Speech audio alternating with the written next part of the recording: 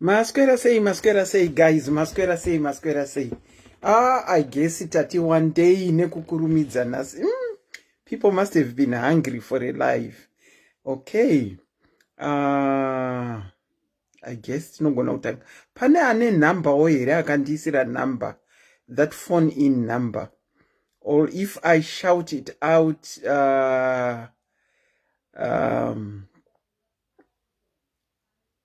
it's 4477480801. 447748330801.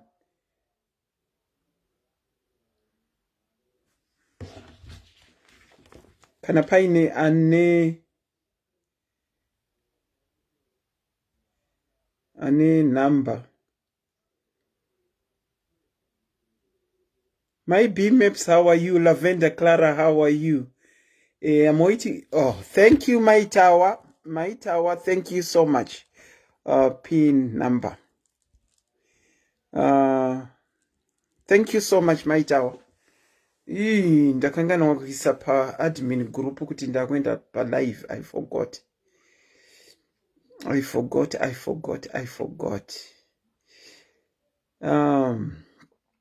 Oh, thank you, Primrose. Ndaizi Nambra, how are you? Lavender, how are you? Belinda, Ndeipi. Auntie Fufu Soko, thank you so much, Ndeipi. Nasta uya ne imwe topiki. Nasinombotaura makuwa. Ne argument. Thank you so much, Jacqueline. Catherine Solomon, how are you? Masquera say, my diaries. Ndakanganwa kutaga especially chair kuti ndapa live. Milka mudzipurwa uripo. Milka, yes. Milka, I'm looking for you. Milka nditagiro cheka kuti the live is on. Milka ndokumbira kuti unditagire che kuti the live is on. Thank you. Without wasting any time, ndinongokuchingamidzai pachirongwa. Zita ndinoitwa Auntie Selina. I'm your host, your presenter, and your facilitator tonight. It's going to be a very short live. Nasi ndashanda 10 hours express. 10 hours express. Saka kakuneta karipo. Nasi tinombotaura ninye ye makuwa ne argument. I think during the day maona post yaiswa ichibvunzwa rega ndinyatsoiverenga so that andizoverenge zvisipo. Let me read the post that was put that attracted so many. Okay. The post went like this. Good morning, diaries. What is the best way to win an argument? Ndiyo post yaiswa Feby Davids, how are you? Ndiyo post yatinoda kuti discuss argument. Ndazowedzera ndikati regai chibva tataura nenyaya yemakuhwa pa-argument ipapa. Makuhwa. Kuhwaldo. Ndo ratinoda kutaura. Ndaona aiwa vanhu varesponda zvokuti vamwe wakati the best way is to pretend to faint. Vamwe wakati sometimes you just want to be heard even if you choose not to believe you so long you have said your part. The best way to win an argument is not to even dare think arguments are supposed to be won. Mumwe akati kunyarara. Anyway, handichaverenge messages ese, but overally most people seemed to say kuti kunyarara kwakanaka. You shouldn't even argue. My Mapo, thank you so much. You shouldn't even argue. Here is the thing, guys. hapana anga ari kutadza kutaura ipapo neanze dzaunga vari kupa kusara kweavo vangoti unopretenda kufenda. Argument iri confrontational. Argument iri confrontational. Saka kunyarara kunoti netsei. With an argument, it's a discussion usually that is very heated when two people have different opinions. Pa argument kana muri two muchikonfrontana unonyarara sei. Unonyarara sei. Hapana manyarariro. Aungaite. But with an argument, what you need to do when you get into an argument with a person is to study your opponent waukuita argument naye. Study your opponent womupa ma views ako in a calm, calculated manner. Full stop. Saka pa argument apa hapaneti. Because it's confrontational, there is no way that you can keep quiet with an argument. You just have to say what you think, but say it in a very calm way. Uye say it une data rawinaro reku argue your point out. Haikona ungo argue for the sake of arguing. With arguing, you need to have valid points to put across when you are arguing. Saka Milka mdzipurwa moro. There is no way out. Unotopinda argument kana pane argument. Inotopindika unototaura chete because it's something that is confrontational. Iyo clear. Here comes gossip. Gossip I conversation kana kuti makuwaldo I conversation inoitwa behind someone's back. Ichitaura ma details netunu turi unconfirmed. Magumbo Chitovaresa, how are you? Are you back? Are you back, Magumbo? Tantringona mapikicha. With an argument, with gossip makuwa. Zvizhinji zviri kuitika pa social media apa, makuwa ari unconfirmed. Gossip iranetsa. Gossip iranetsa. Argument tinodziona here and there pa social media vanhu vachitry kuita ma views avo across. Anditi kazhinji with argument you disagree. That is why you argue, because you are disagreeing on something. And selina varuda kutry ku put a point yavo across kuti ndivo vari right. Share nekune rimwe side vanenge vachitaura point yavo kuti ndivo vari right. That's just an example. That's just an example on argument. Saka kunyarara hakuite kana paine argument because it's confrontational. Gossip. Vakomana gossip iranetsa. Isusu wame kuti tipiche pa social media apa. Rakange riri gossip rakaitwa in the dead of the night wamwe takarara. Tikamuka tichingotaurwa kunzi antiserina vekwa Mary. Antiserina vekwa Mary. Because kwakanga kwaita makuwa akanga ari unconfirmed pa social media. I think most of you remember the story.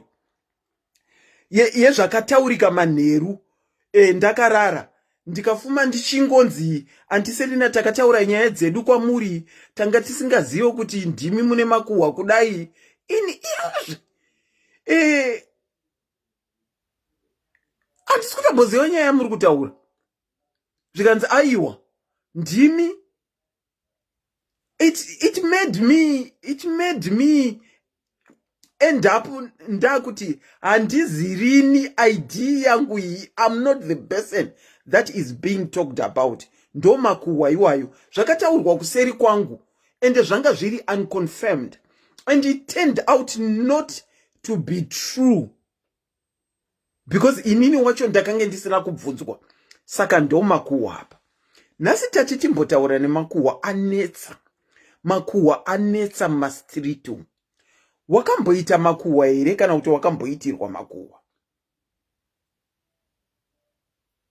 Wakazvitora sei? Wakazvifambisa sei?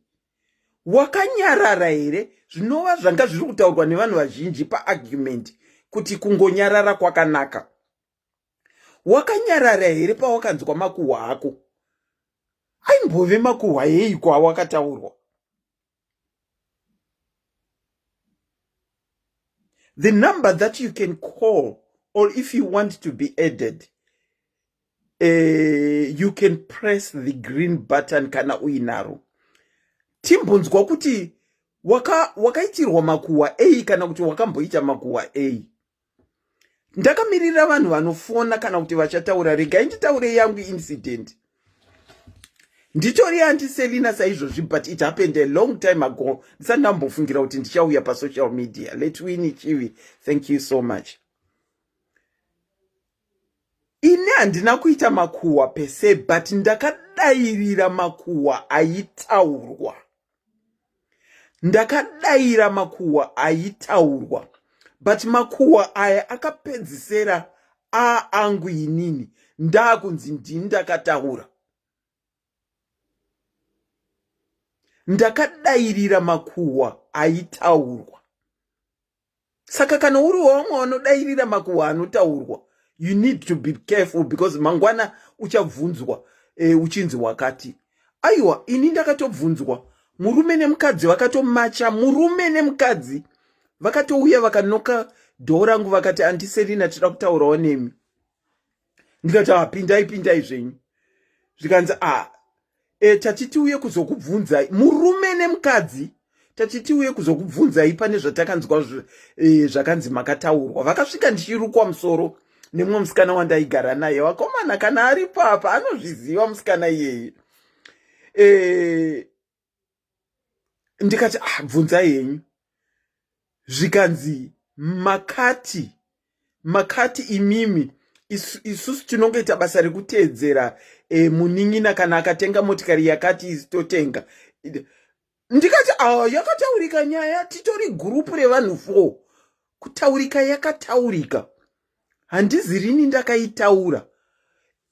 Pavakauya vakati tanchimbokumbirawo aindiruka kuti abude. Saka akabuda kubva vataura nyaya yavo. Ndikati aiwaka, hamundibvunze makuhwa iwayoka. Wacho wamaburitsa iyeyuyu ndiye akataura. Saka mushedzei apinde zvikanzi aiwa, imimi muri munhu mukuru, zvinonyadzisa kuti tikubvunzanisei makuhwa nemwana mudiki. Saka tangonzwa kuti makataura zvamakataura, ndosaka tauya kuzobvunza. Vakaramba kuti adzoke. Kubvira ipapo handidi kukunyeperai. Munoziva nyadzi dzekubvunzwa makuhwa wakakura sezvandakaita idzi. Nyadzi dzinokunda rufu. Unotsvaga pekunyura ukapashaya. Unotsvaga pekunyura ukapashaya nekubvunzwa makuhwa. But I'm seeing per social media that there are so many people that are so comfortable in kutaura makuhwa evamwe vanhu. They are so comfortable in kutaura makuhwa evamwe vanhu. Ndandichita tsvagurudzo yangu yekuti chii chinombokonzera kuti vanhu vagosipe. Ndaudzwa netsvagurudzo dzangu kuti it's fear of the unknown. People vanogosipa, they seem to want to belong to munhu wavari kugosipa about and be included in part of their society. And if zvikatadzika izvozvo, they tend to gossip about another person. They want to have a sense of connection nemunhu iyeye. Saka kana vachiona unge zviri kufeilaka, guwaldo rinotanga. Fear of the unknown is what causes gossip. Fear of the unknown. Wanting sense of belonging nemunhu iyeye zvichiramba. Zvinopedzera zvakuti vanhu vagossipe about a person. The number that is pinned below, you can call in or you can request to join via video. Wakamboita gossip here. Kana kuti wakambogosipwa nezvako. Wakaiteiko nazvo? Wakabvunza here? Wakaramba wakanyarara here? Wakabesta here? Chii chakaitika pawakanzwa guwa rako kana kuti iwo uchiconfront kwa kubvunzwa makuwa? Wakaitei? Raive guwa rei? Raive guwa rei?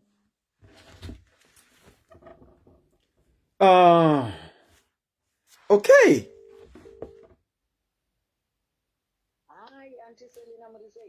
Ewo anti makadini?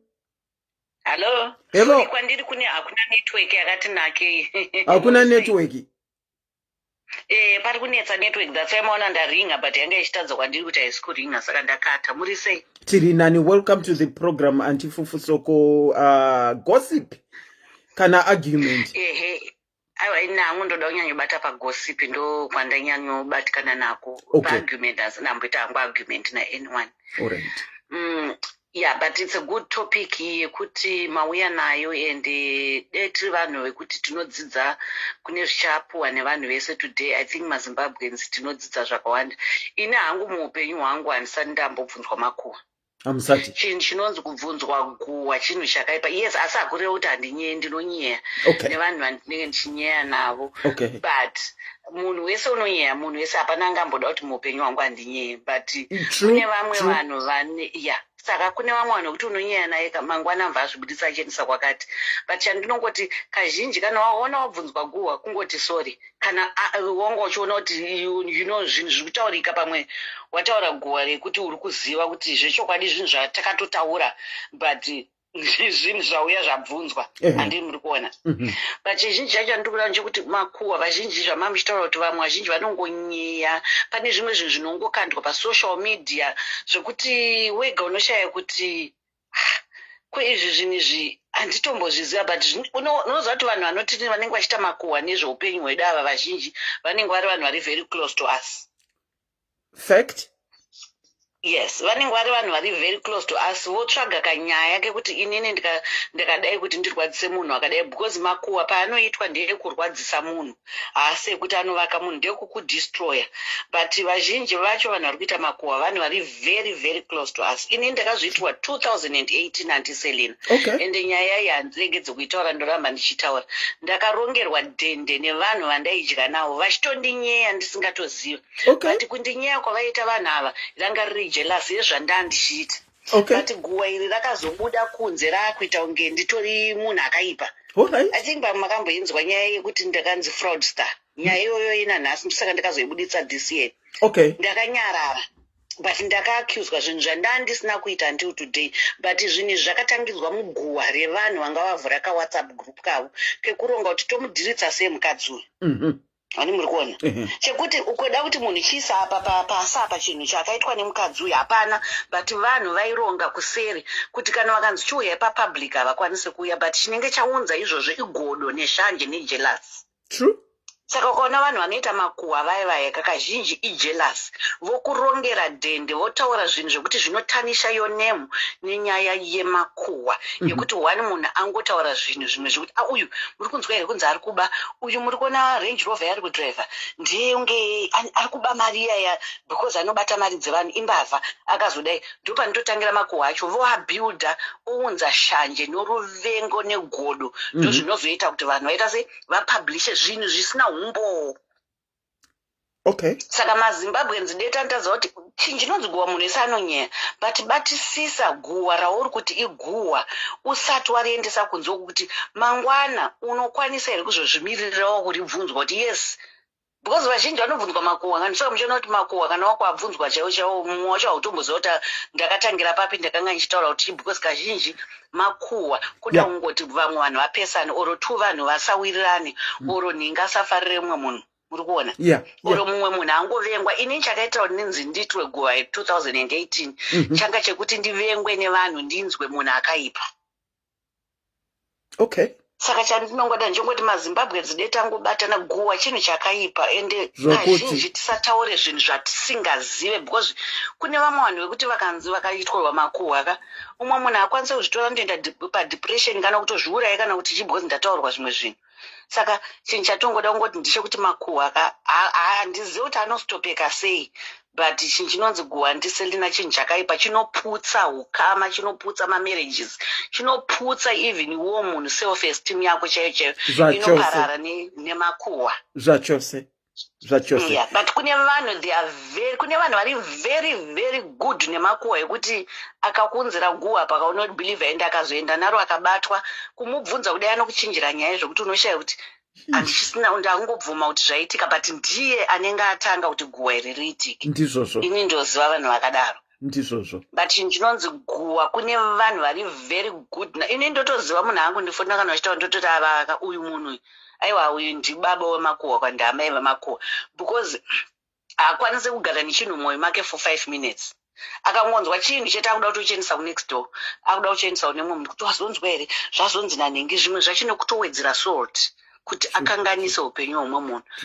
But today inini hangu ndoda kungoti andiselina mutidzidzise ipapo kuti topachinja sei semadzimai especially vakadzi ndisu vanhu vakadaro ende zviri kuputsa vanhu vakawanda kune vamwe vanhu vasina kungwarisa sesu vasingakwanisi kuya pamasocial media vachinotaura but vari kukuvarira mukati nenyaya dzemakuhwa idzi vamwe mamarriages chaiwo chavari kuputswa nenyaya dzemakuhwa idzi andi vamwe vanhu vari kutoshaya mabasa kudzingwa nenyaya dzemakuhwa pasina umbo hwakakwana. Saka toda kuti today mutidzidzisa andiselina tidzidzewo kana neni ndoda kuti ndidzidzewo ndichinje kana paine pandandikanganisa ndidzidzewo kuti chii chinoita kuti ndisitope kuita makuhwa ndisitope kunyeya mumwe munhu asina chaanditadzira ndisitope ngovenga mumwe munhu ndotanga kufambisa ruma isiriyo sitanzwa nekunzi chembereso but it's okay andiselina ndapedza ega ndisanyanyotaura ega ndiendera mwana Thank you so much for your contribution, Auntie Fufusoko. All right. Wakaitirwa guwa here sa Auntie Fufusoko. Fadzai, I'm adding you. Fadzai, I'm adding you. Wakaitirwa guwa here sa Auntie Fufusoko. How did you handle it? Raimbova guwa reiko rawakaitirwa kana kuti wakaita makuhwa here? Because I bet you chitaura nyaya yemakuhwa. I want to bet. Hapana anouya achitaura kuti akataura makuhwa. Tese panapa vazhinji vedu tichataura kuti ndakaitirwa guwa. Let me try and add someone else.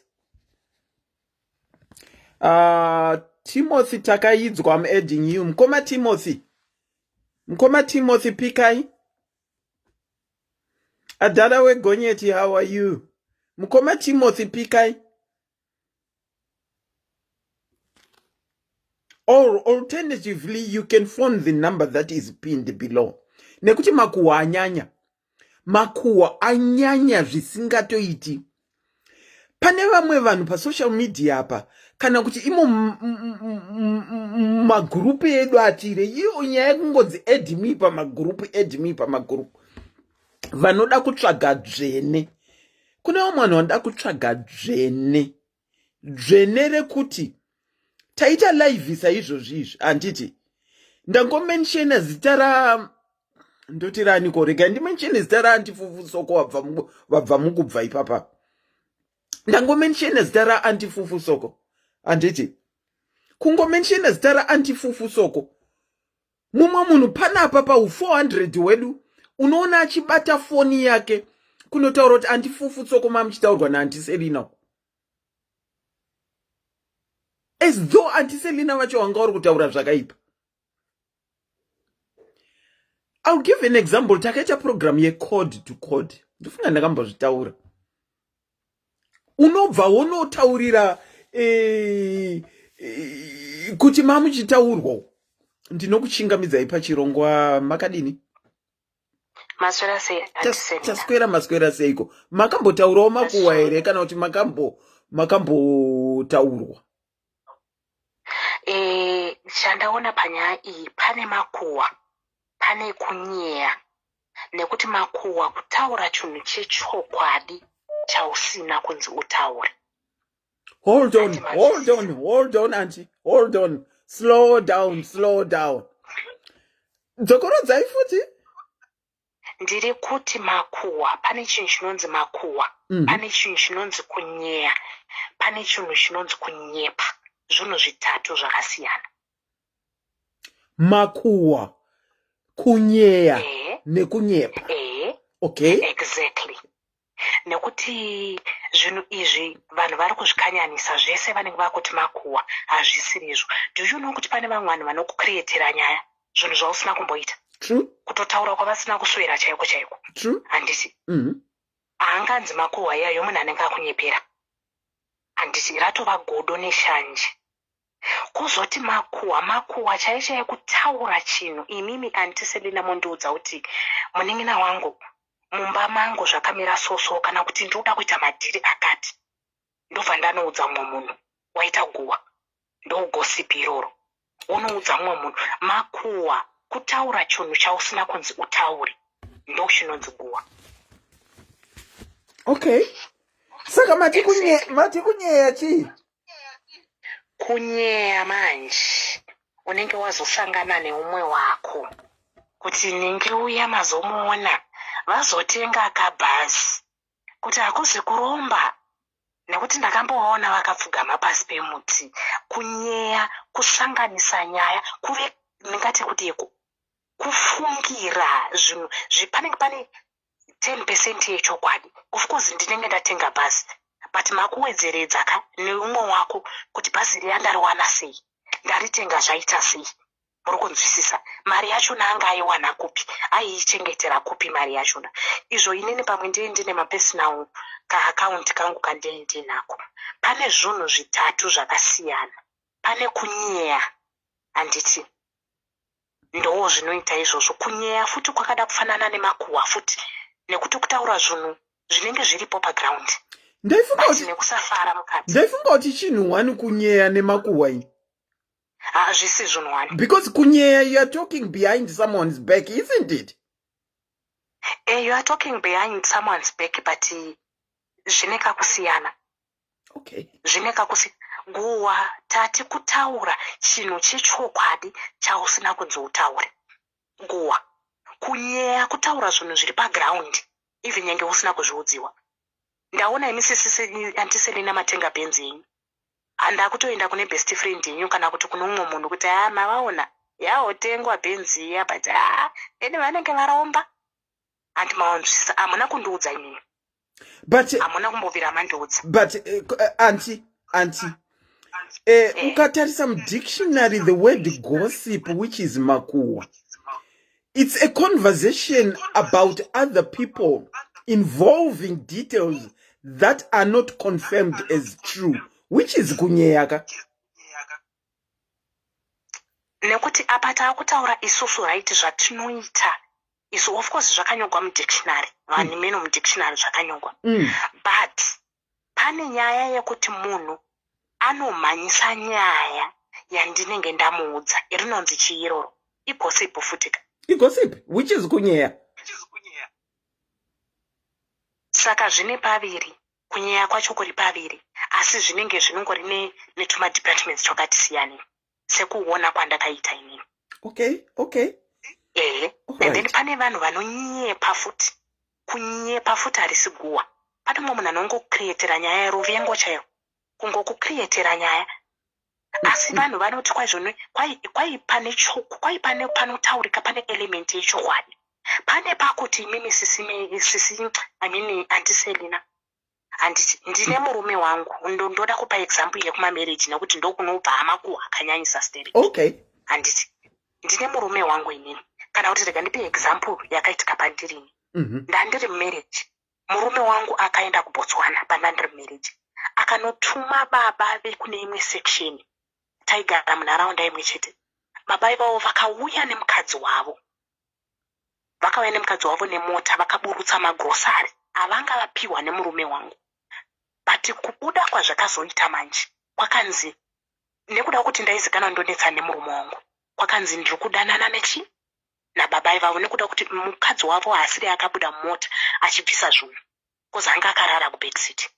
Asi yakafamba nyaya iyoyo kunzi chi element yechokwadi ndeyekuti chi mota yakaonekwa iri pamba pangu. Asi murume wangu pasvikasvika kune murume wangu kuti pane mota nekuti vanhu vanotaura zvavo zvatosvika kudhara kuti hapane mota yakamira iri kuburusa magrosari. Izvo murume wangu ndeyangadi atuma vanhu ivavo. Handimaona pane vanhu vanonyepa vasina umbo hwakakwana. Tinoti tedu iguwa but pane vanhu vanotaura nhema. Do you understand? Saka zvinhu zvinoitika izvo zvokuti zvakatofamba munharaunda kuti Ningi ari kudanana nababa Ningi.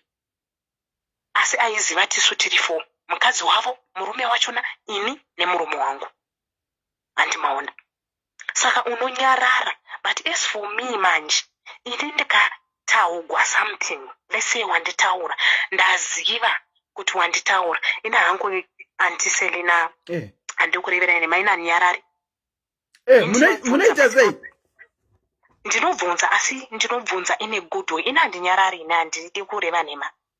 Handinyarari. Ndinobvunza kuti alright, zvamataura nokuti pakutaura kwevanhu vaviri panowedzerera pane chokwadi pane nhema. Ini ndinobvunza manje kuti uya anenge arunga tushuga tizive chokwadi tese. Ini ndinobvunza hangu handikwanisi, handidi kuzvipa BP ndichiwa kuti nekuti zvichafamba ka. Saka ndinechida kuti ayo watikukorekte pachiri padhuze muzive kuti next time kana muchida kubvunza nyaya munondibvunza kuti kuonaye tukuwa kuti zvakati. Ini ndobva ndakutsanangura. Ini ndinobvunza ndine age asi chandakanakira ndinosvika mune zvakanaka. Handiti hondo nemunhu.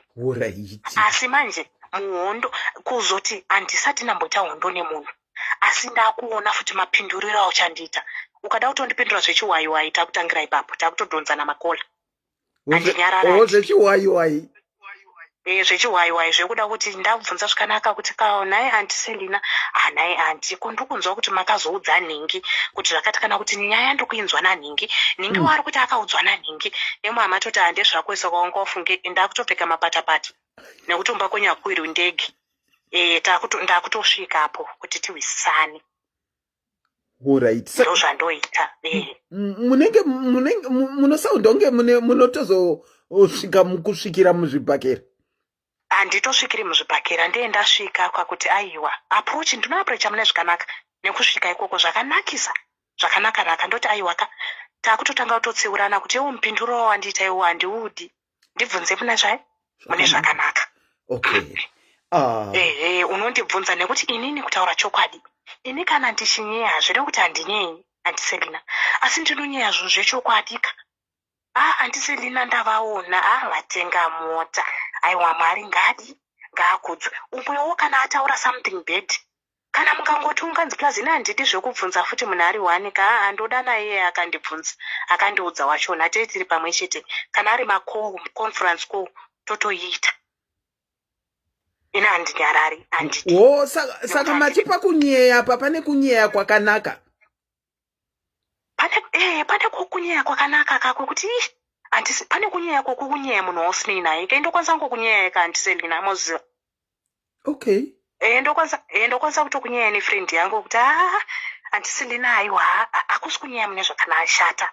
Handiti kunongoreka kunyeya kakungoti kunyeya kutaura munhu. Kunyeya kutaura munhu either zvakanaka kana kuti zvakashata. Ndinokwanisa kutongotaura nefriend yangu kuti maprograms Auntie Selina aiwa ngakuti kungonyeya. But kunyere ikoko example yamayuza yekuti maprograms Auntie Selina tingati kunyere ikoko. Nekuti pakunyeya ndichatanga nyaya ka. Umwe wacho nachabva ati ina handina kids ini ini ndichadaira nchitubi Eh. ndobva ndati haina hangu anondinakidza kutaura chokwadi ina hangu anondispaka handiti asi chinozoitika pavanhu manje ndechekuti ini ndataura nchidaro manje ndichaendawo kune umwe munhu nototi ndanjimbotaura naningi ningi nachitomudza kuti mapurogiramu aandisende neanonakidza iye abva ati anombowa munhu iye ari kutozvifambisa kusvika zvasvika kuna andisendina asi ndiye ndataura mune zvakanaka ende kana zvakusvika kuna andiserina zvinenge zvapidiguka zvawedzerwa sauti zvakuvava zvokuti zvakutopinza nependi yemumba mavo kutoti kwaina ningi haiwa upiko hapana kana zviripo handimaona manje. Alright, okay. Zvakutokanyaniswa zvakusvika neimwe engo but inini semunhu akatanga nyaya ndinenge ndisina kudaro ndinenge ndatotaura mune zvakanaka but uya wandataura naye manje anozopindurudza achifambisa nyaya zvinoitika izvozvo. Pane kastatement kanowanzotaura vanhu futi kuti kwai munhu kana uchitaura nemunhu ina handibhilievhe kuti mumwe munhu anenge akanyarara zvinoitika kuti umwe munhu anenge achitomuudza kuti vasikana musadaro imi amnga madaro kuna ningeri uya here umwe munhu anenge achingodedemura nyaya ndosaka muchizoona vanhu vari kurekodha mazuva ano kuitira mangwana zvikazonziona ningi akati zvakati ini ndiye ndakabaya rekodhi yangu kaya hanti iwe ndiwori kunyadza kutaurisa ndiye ndakabaya rekodhi yangu ndoti chiwai kuti pandakataura pachona ndepapi. Zvinoitika kuti unotaura nemumwe munhu achishora mumwe munhu achitsoropodza mumwe munhu uchitomutsiura kuti zvisi zvakati nevha hakunazvo zvakadaro zvinoitika izvozvo. Saka vanhu vanozoti kwaizvoni kwai iye paaitaura ningi iwe waiti kudi vamwe vanhu havapinduri. It's true kuti vamwe vanhu havapinduri vanonyarara kana kutokata nyaya kutochinja topic. Yeah. Wow. And then kazhinji uya waunenge uchitaura naye anenge achitsoropodza uya ndiye anozofamba achitaura kune vanhu kuti nyaya yanhengeri ndakatomboidhiskasa naningi kwengwa kwenzi takatomboidhiskasa iwe wakutovengwa but hapana zvaukataura. Yeah, true. Wow, yes. Mauya nerimwe shoko ratichatofamba naro rekuti kunyeya tichariedhera paguwa apa kunyeya regai tinzwe kuti vamwe vanotaura kuti nenyaya yeguwa chaiko nemaziso kumakuwa achiita hasi yekuti kutaura ziso chairo rinotaura kuti rinotokomuniketa kupedza munhu zvese kutopedza chaiko ziso vanhu vatarisana chaiko panenge pamapati ipo paya kumakitchen pati kumachichi vanenge vasumuka zvavo ndendasumukawo ndichiadhiresawo nyaya yangu vanhu vanopedza nemaziso kupedza chaiko asi makambopedzawo nemaziso ndakangoona zvinoitika ina hangu handisi munhu weshamwari ina hana shamwari handiiti zvemagroups asi ndinotoona vanhu vanotozviita izvozvo unotoona mutarisiro unoita vanhu kutoti uyu ninge atopedzewa kudhara ndinoona kuti vamwe vanhu vanotopa vamwe vanhu mazita unonyewa uripo vanhu vachitaura neimwe language ugopiwa zita iyo yekupiwa zita iyo baba vangu chaivo takavapa zita mba kutoziva kuti mudhara mangesha auya tikangoona sisi vangu vatoti mangesha wauya wotoziva kutoti vatosvika baba vaya saka zvinoitika unopiwa mazita vanhu vanokomuniketa through maziso chaivo kana nemaoko chaivo unonyewa uripo. Ndiri kuona vanhu vari kubvumirana necomment section. Thank you sorry. Kunyeya futi kuri pakawanda nekuti kunonyegwa chero hembe ndisingakuzivi chaiko vanhu vanotopedza newe ziso rinongonanga kubhutsu pamwe bhutsu yako yakasveya masaidi vatopedza newe kunyeya ikoko. Aiwa regai tinzwa kuti vamwe vari kutaura kuti chikola but thank you so much for your contribution. Maita basi tatenda ndinokuchingamidzai pachirongwa guwa kana kunyeya muri sei asikana? Aiwa tiri nani mukati kwidzei voice asi mamarara kani? tiri right. Okay, that's much better. The floor is all yours, auntie. Vanhukadzi tagara tinongonyeya tinoite umakuhwa antiselina toti antiselina tunotamba tiri vatatu pakutamba kwedu tiri vatatu apa tiri mafriends asi ndichasangana nandiselina imozosangana najoyi handiti ini nandiselina tikasangana tomboti nyeye joyi nandiselina wakasanganawo nyeyawo inini izvozvo zvinoitika asi kuti manje kuti tizorwa tese ti3 andiselina panozoita anorwisanisa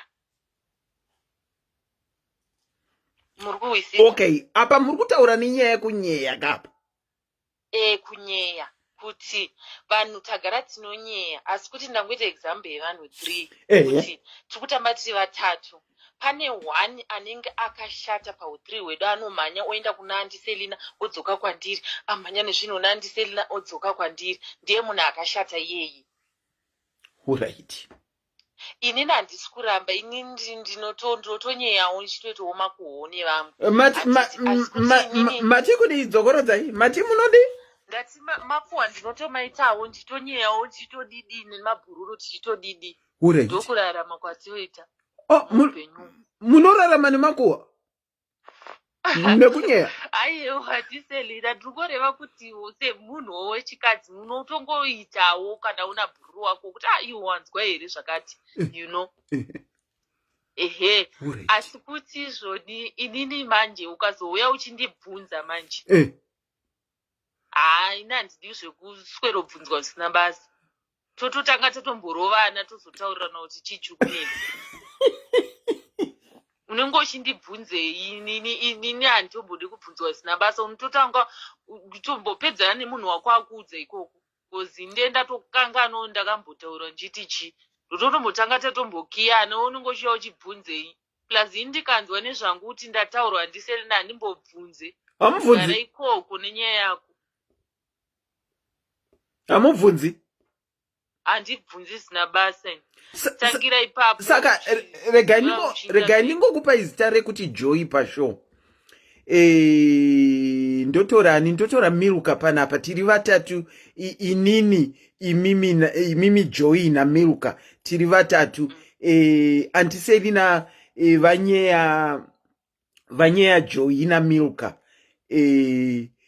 mati amubvunze mati amubvunzi handina basa nazviro ndikazozvinzwa noumwe wechifo kuti munhu ngaiti zvakati handimbonei nazvo ane problem ndeanouya kwandiri uyo munokinditsa ndinototanga ndakurova wotozombono ipo pamamuchiudza nepamamuchitotaura nezvangu futi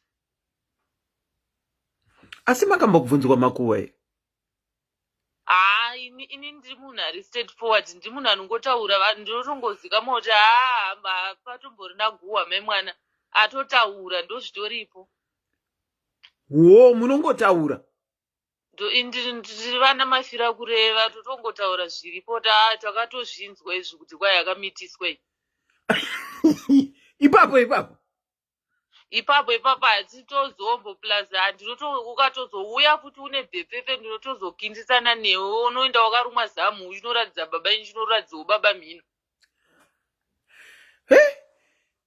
asi munokwanisa kupona here pamakuhwaya atiri kutaura nawo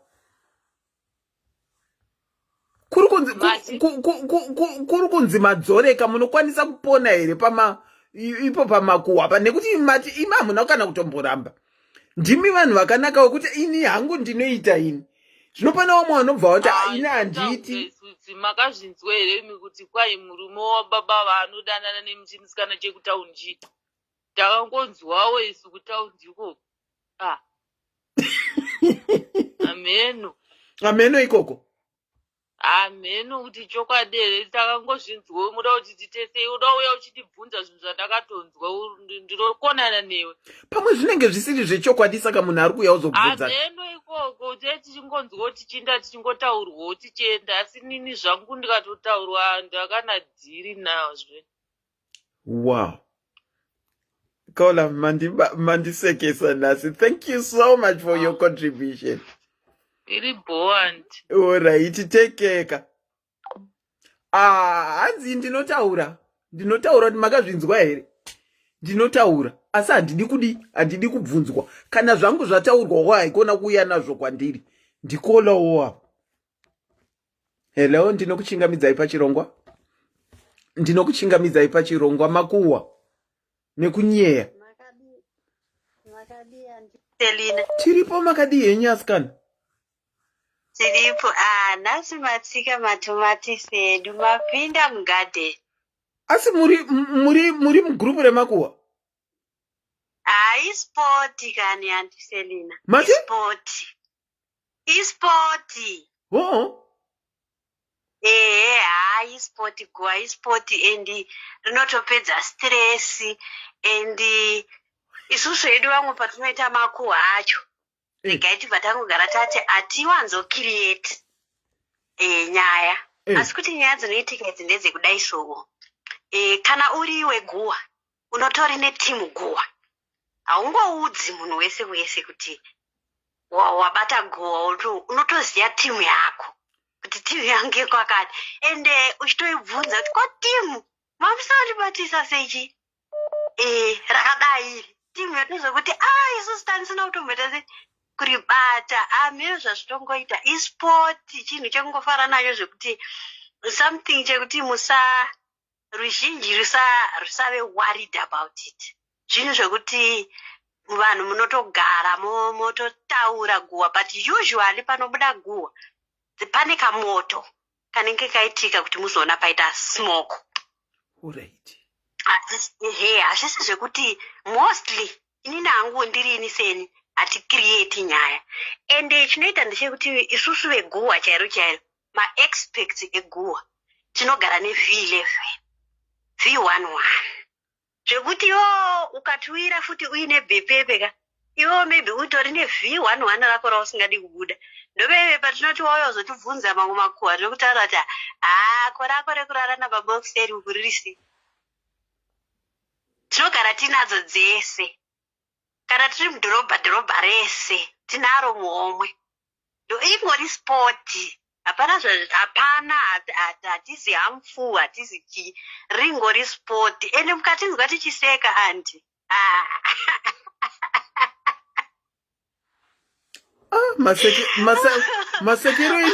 Masekere enyu kola munenge makambotaura guwa rangu imi.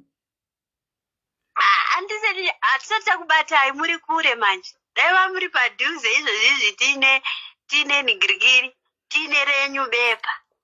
Tinongoti bepa. Kutongonakidzwa ispoti anti Selina ispoti. Zvekuti Saka tichitaura kudai makuwa anenge akanyoreka paFacebook aya muri kutonakidzwa nawo kai?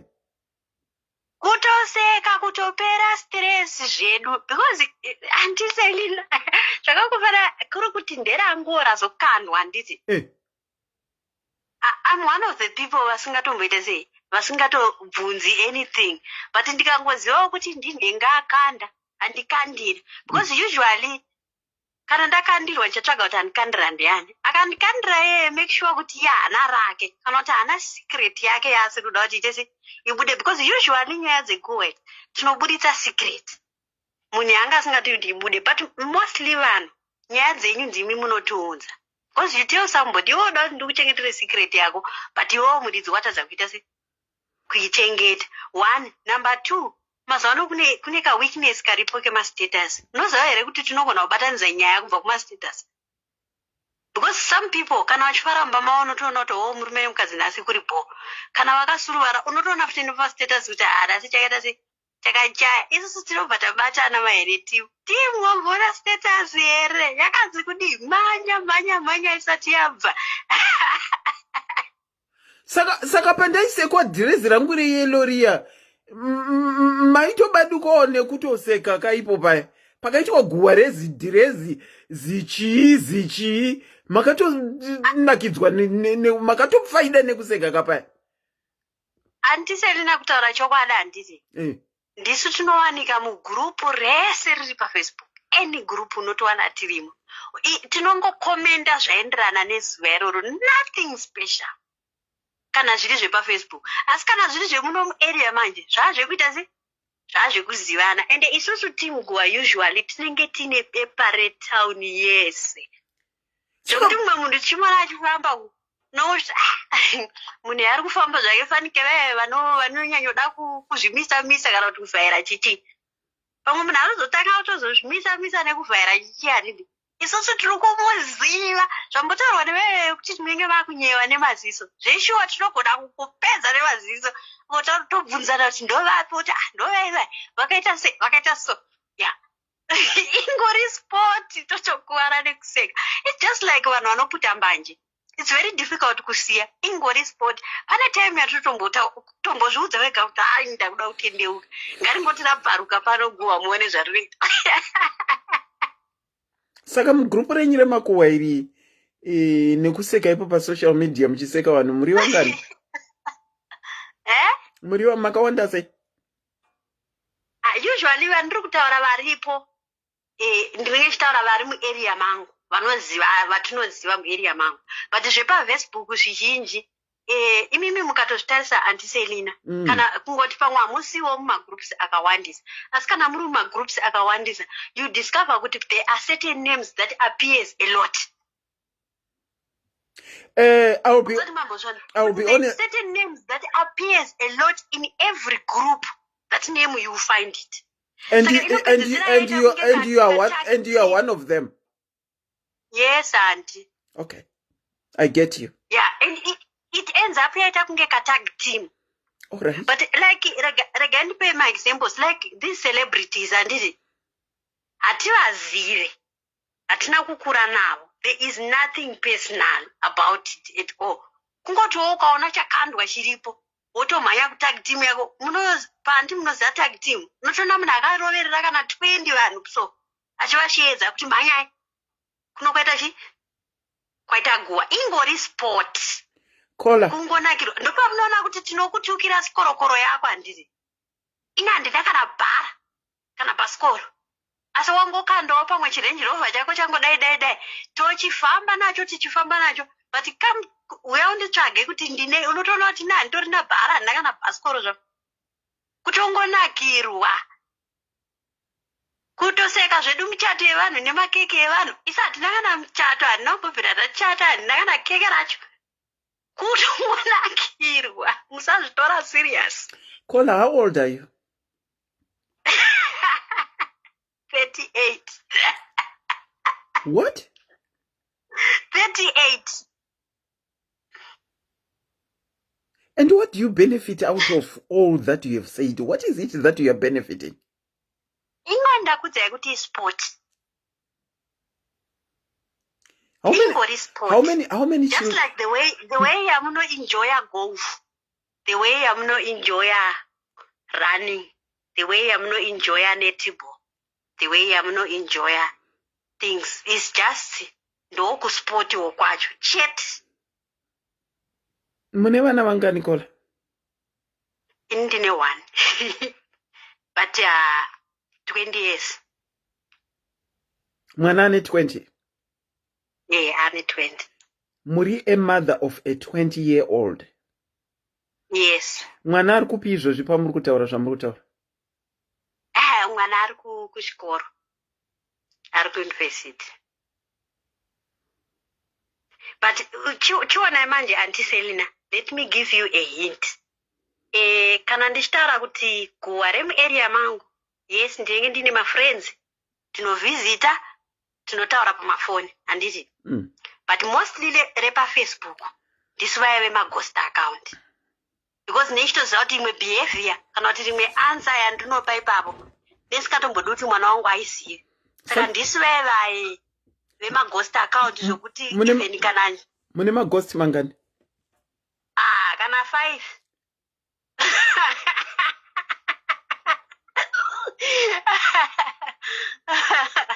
This way maghost account because sometimes pane zvimwe zvinhu zvaunenge usitatodawo kuti tezvara vako vaone kana kuti mai vako nababa vako vaone. Ende mai vangu nababa vangu hatombozivi ndo zvandoita. When you say when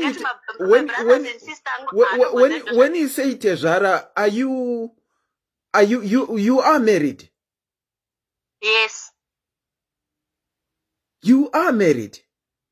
Yes. You are 38? Yes.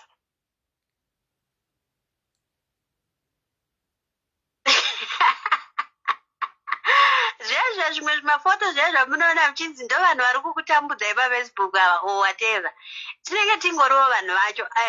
I'm not a rich person, ndotoriwo munhu anotoendawo hake kubasa and running a sideline business I can afford life. But zvandiri kuedza kutaura zvekuti inini especially inini kana ndisiri kubasa most of the time ndiri muno mumba mangu, handitobudi mumba mangu, handisi munhu anoswera achimberereka. So what happens ndezvekuti fanike especially pasocial media handiti kungomhanya nawo mastreets ende unogona kutotora nyaya kuti other street wotouya nayo wonopa kune maghosti emamwe mastreet ka unotoziva kuti the admin ghost weriri ndiyani, wotokandirawo kuti zvandasangana nazvo mumastreets ndosaka pachinzi zvandasangana nazvo mukufamba wotomukandirawo. But it doesn't mean kuti anything, it's just sport. But how can you, Kola, what is worrying me is how can you call it a sport when you are busy destroying people's lives? How can you call that a sport? How do you go to bed to sleep? No, isusu hatisi madestroy, ndopari wrong. Hatisirisu tinocreata nyaya idzi. Isusu kungodzifambisa kuti chandabva nacho uku chatouya nekuku. Hatisirisu handigari pasi kutanga kucreate. Zvandiri kureva kuti like masocialites, regai ndimbokuudzai vanhu masocialites macelebrities handiti vanhu vanoburitsa nyaya dzemacelebrities, vanhu vari close to them. Regai ndikutaurire vamwe vavo mamaids avo, vamwe vavo masisters avo, vamwe vavo ndanatete, vamwe vavo ndanazukuru. Ndosaka muchizoona kuti panogona kubuda kamwe kafoto ka1986 kanenge katouya nehama yake kuti mabhomuona here zvaanga ari 1986 kana kuti akambodanana nhengi.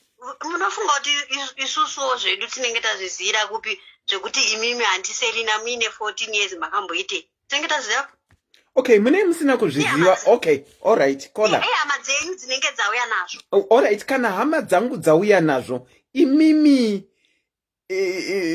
yazoita spoti papi ipapo kana mangoionawo yaunzwa nehama yangu, for you yazoita spoti papi ipapo pakungoverenga macomments anhu achiseka ndo spoti yacho. Ipapo pakungoverenga komenti vanhu voseka poverengwa komenti. That's why ndati zvimwe zvacho handiti hazvisi zvekuti tatokugarirai pasi antiselina kukurongerai kuti we want to destroy anti-Selina. No, number one. Number two, mumwe celebrities, especially my celebrities, they make a mistake. Anogona kuya omoka something. Icho something ichocho akambochita previously. Saka hama yake inobva yauya kuti uya anga achikutuka kuti vakamitiswa. Kwaiye akambomitiswa wani mwana wake uyu. Do you understand? Kana kuti atuka kuti tsvina hamsati mamboona mamwe macelebrities imba yake inogona kungotorwa so akagara patsvina onzi uyu ari mutsvina hamsati mambozviona. But iye pamwe ndiye anenge atomboya achiti mirai ndikudzidzisei kugeza kana kuti mirai ndikudzidzisei kutsvaira mumba, then at the end of the day we discover kuti mumba make mune kubva watokandwa foto rake unzi uyo mamuona ari kuudza vamwe zvokugeza ko iye apo anga asina kugeza wani vanhu vototanga useka. Okay, I get you, Kola. I'm still trying to understand contribution yenyu yama ndiri kungoedza kureva kuti vanhu vari close kuvanhu vanonyewa ndo vanouya nenyaya. Alright. Number one. Number two, varidzi venyaya. Because vazhinji varidzi venyaya havachengeti masecret avo ivo personally. Vapa umwe munhu iwowo vapa anobva amhanya nawo. Okay, Kola. I think I got. I think I got. Ndivo vanozvitengesa. I think I. Pache zvavo. Number one. Number two, panandichedza kuti musanyanya ubatikani nezvazvo. Let's say mumwe munhu aposta Land Rover yake nhasi. Akamira apa handiti. Koita kana 300 comments dziri kushoropodza Land Rover. Kuti yakazodai. Musabatikani nazvo because vamwe vacho isusu tinenge tichitokushoropodza kana kuti chakazodai chinamba plate chakazodai chivhiri chikazodai ndechegore rakati handiti. Hatitori nabhara kana passport. What Hamutorina. I'm trying to say, asisi kureva kuti mumba mangu muno handina. But what I'm trying to say ndezvekuti that team mazvibatizisa.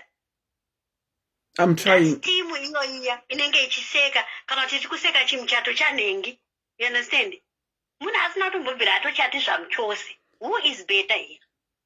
Akachata chimuchato chemanga-manga kana kuti asina kutombobvira atombochati zvamuchose. Ane vana 5 ne 5 Caller. different fathers. Caller, Yes. are you at liberty of divulging at least one of your ghost names?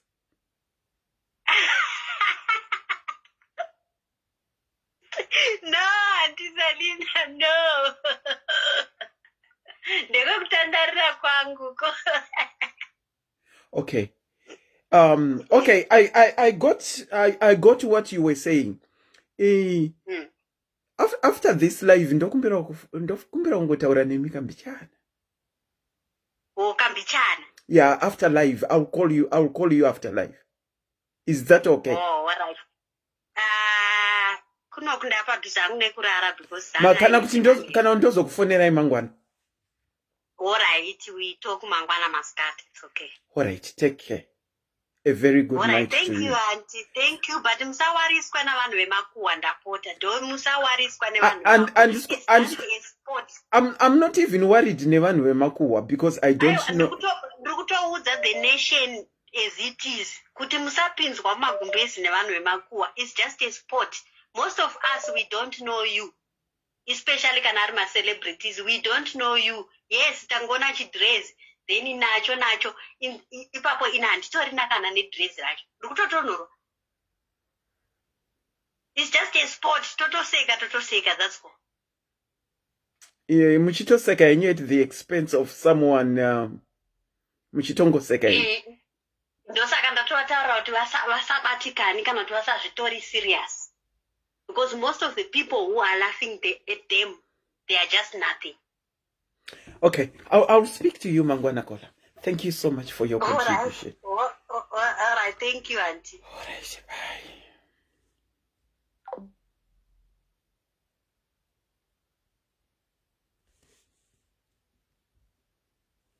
Ndinokuchingamidza pachirongwa SIS MELLY's Diaries. Maswera sei? Auntie Salima. Taswera yedu maswerawo until now. Aiwa, yaenda munoziva kuti chi Auntie Selina? Yeah. Nekusapota kolo yataura kuti zvinhu 3 zvakasiyana kuti kune makuwa, kune kunyeya, and then kune kunyepa.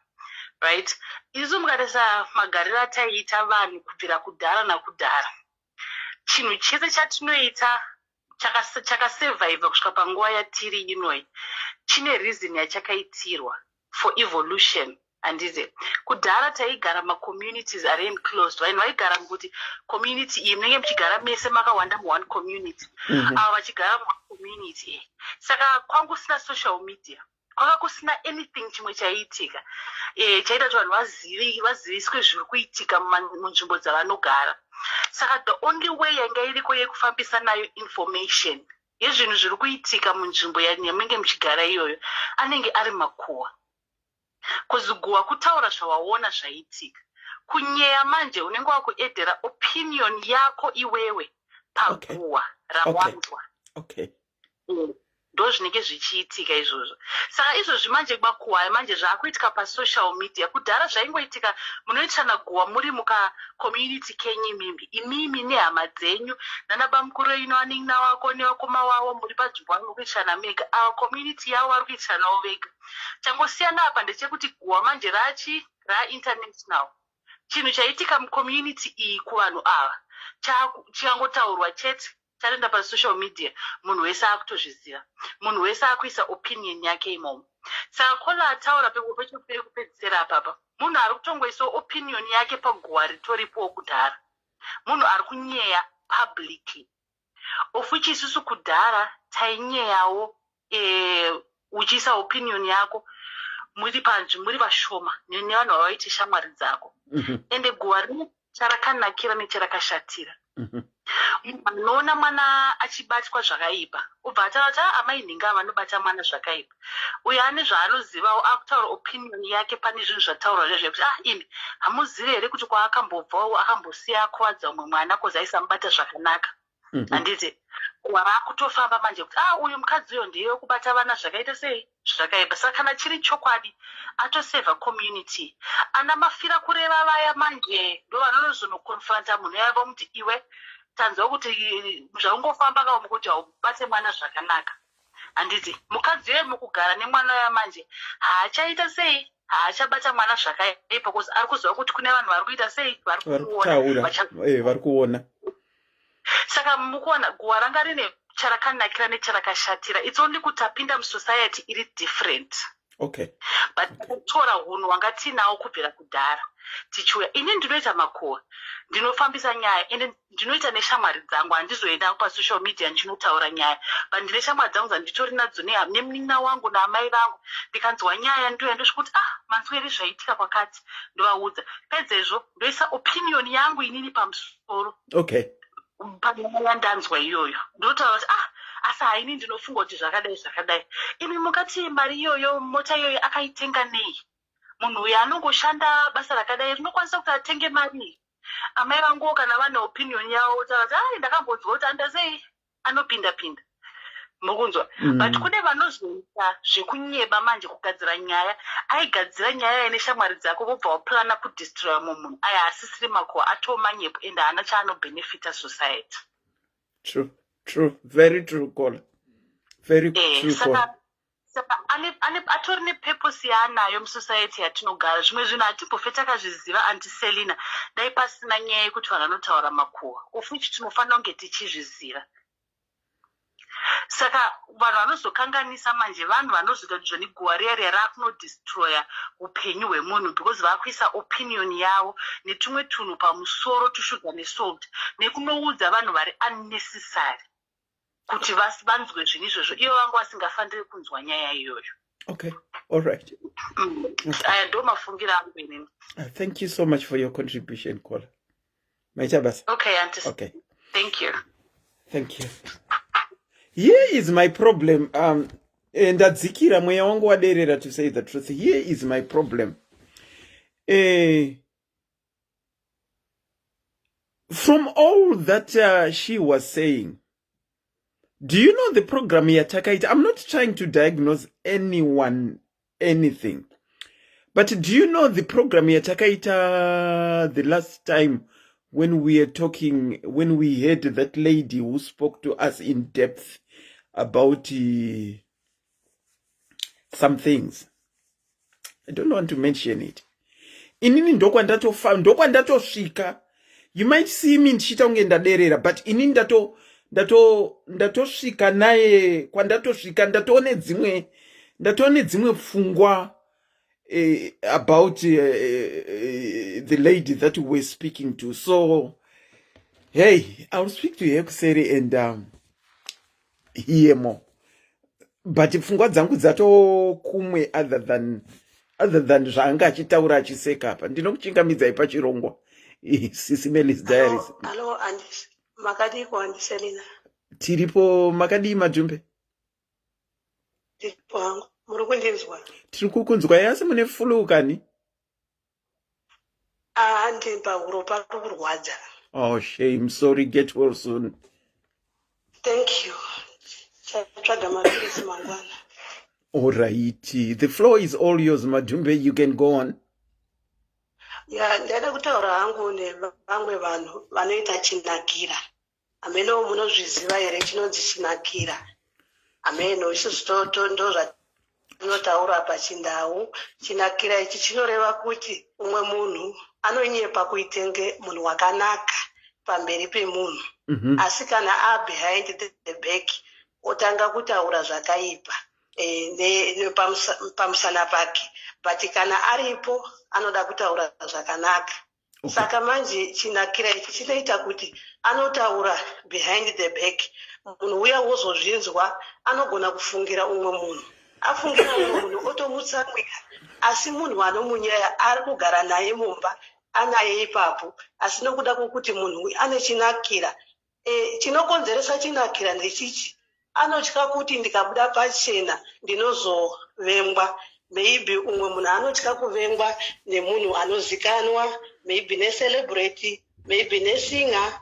Saka anoti beta ndiite chinakira, ndinye behind the back, ndakumuona ndotaura zvakanaka. Saka inini zvandinoita manje, ndikaona kuti munhu anoita chinakira, let's say we are family, umwe munhu anoita chinakira, asi kana akuzoonana nemunhu achatauri kuti iwewo zvaunoita zvakaipa, asi kana akutaura neni kuinbox anotaura kuti zvinoita munhu uya zvakaipa.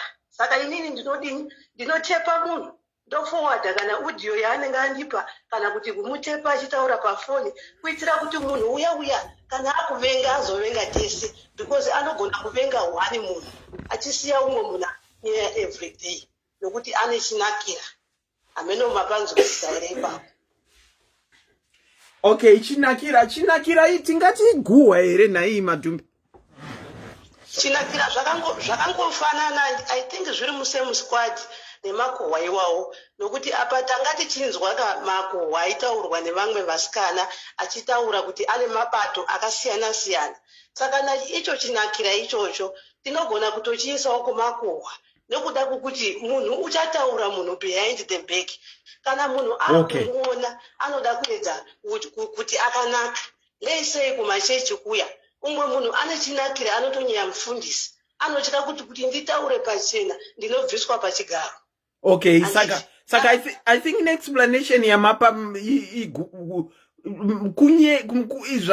kunyeya neguwa zvese. Kunyeya neguwa zvese, munhu wabvunzi simukai pamberi petereke kana kuti simukai kueni musangano kana eni musangano, anoda kuita munhu ari right, anoda kuita munhu wakanaka, asi behind the back anonyeya maridhaya. Anditi maona. Asi kana akuvaona anotaura zvakanaka. Kana kuhwara kubuda, leader uya anotoramba kuti shuwa vaya havangambondinyei kunyei pacheti. Saka ndo zvinoda vanhu, zvinozoita kuti munhu aite chinakira, munhu anotya kuvengwa. I think pana anyora apa. I think chinakira pana anyora ndichabate zita, but ataura kuti idzvene.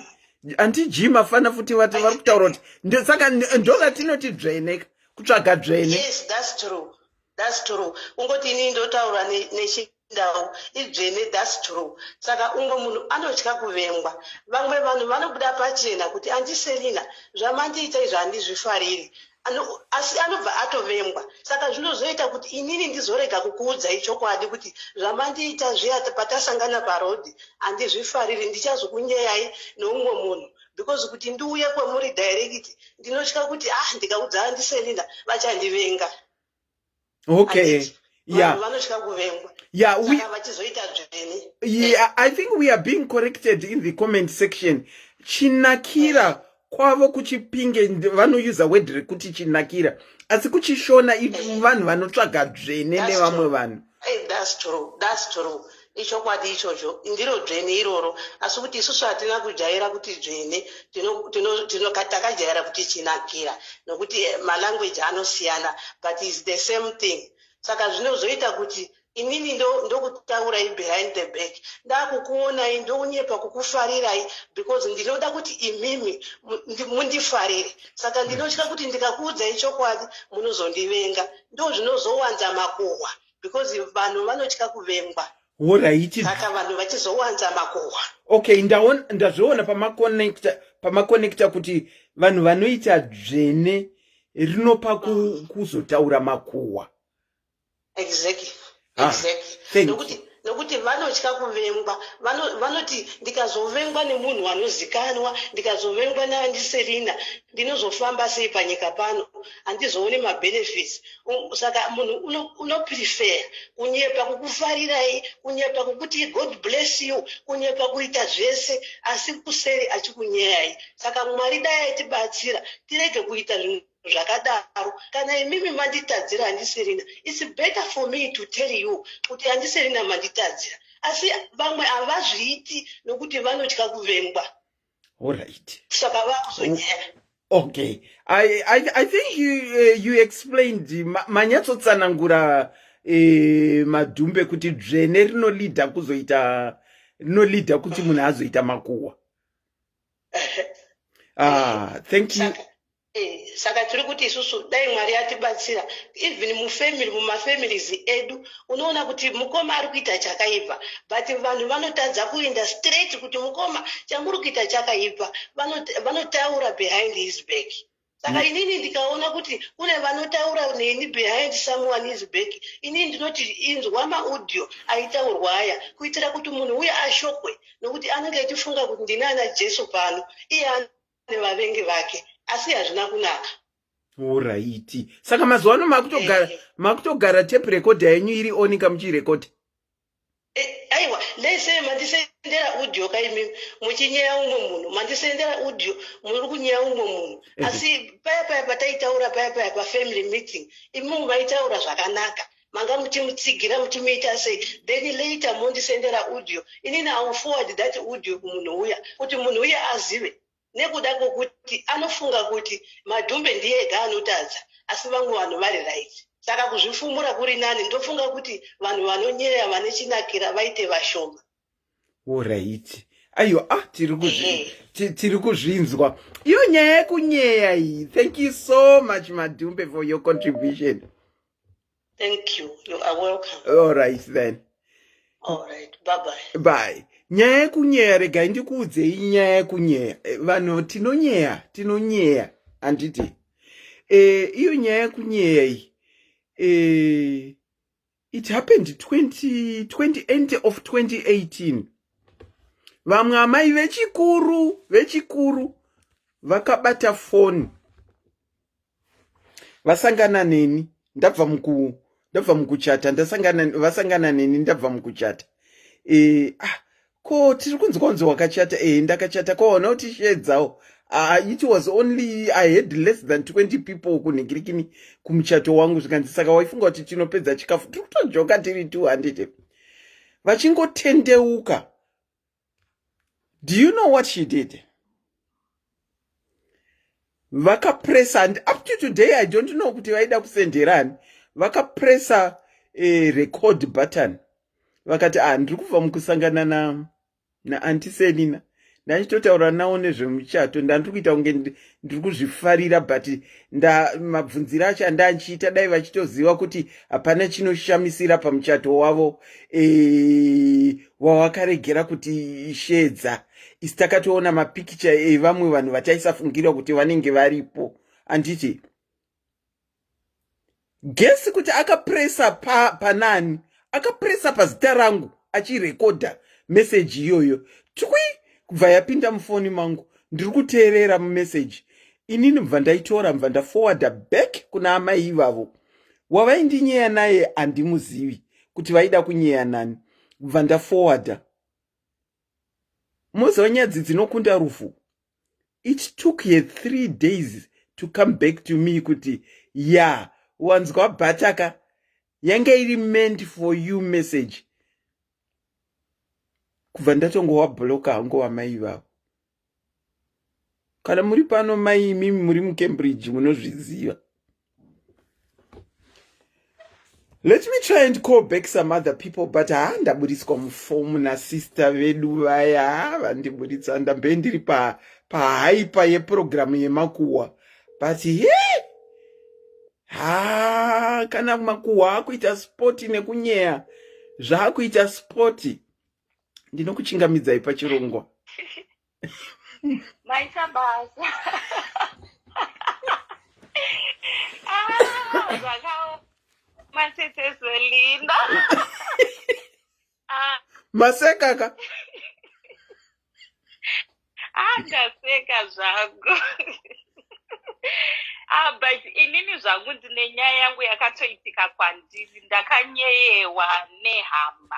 Nehama handekanganwa handeitone yenyu yacho. Handekanganwa kukata foni. Isusu tiri vemhiri.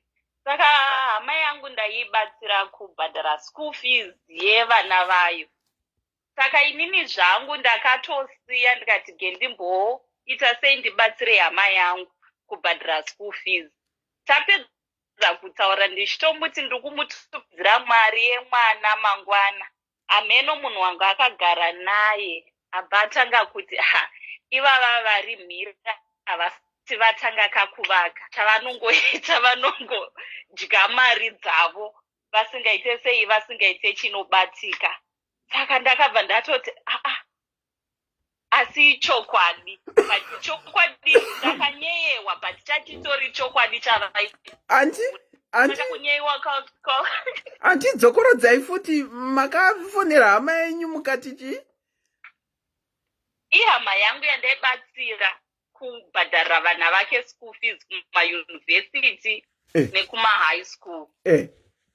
Saka ine process vaida kutumidzirwa mari yemwana, ndandadhileya because kunoku anga ari maholiday, saka ndasingakwanise kupinda mubhengi kuti nditore mari ndivatumidzire. Saka ndanonoka kutumidzira mari yeschool fees yevana vavo. Saka ine process yekuti topedza kutaura akakanganwa kuita sei kukata foniwo ininiwo ndakakanganwa, but ndakazonzwa akuti ivavava ndove mhiri kavasingakwanise kana kuvaka, vanenge vachingodya mari. Saka that timewo ndandisina basa raindibhadhara, but ndaitoti kandawana ndobatsira family, but ndisingatoziva kuti mukubatsira kwandiri kuita ukuka vari kutondinyeyawo kuti hapana zvandiri kuita kumusha. Saka zvakazondipawo shungu. Kwaive kunyeyiwawo kune chokwadi mukati kuti hapana chatikuita sei chatiri kuita, we are busy helping people out there.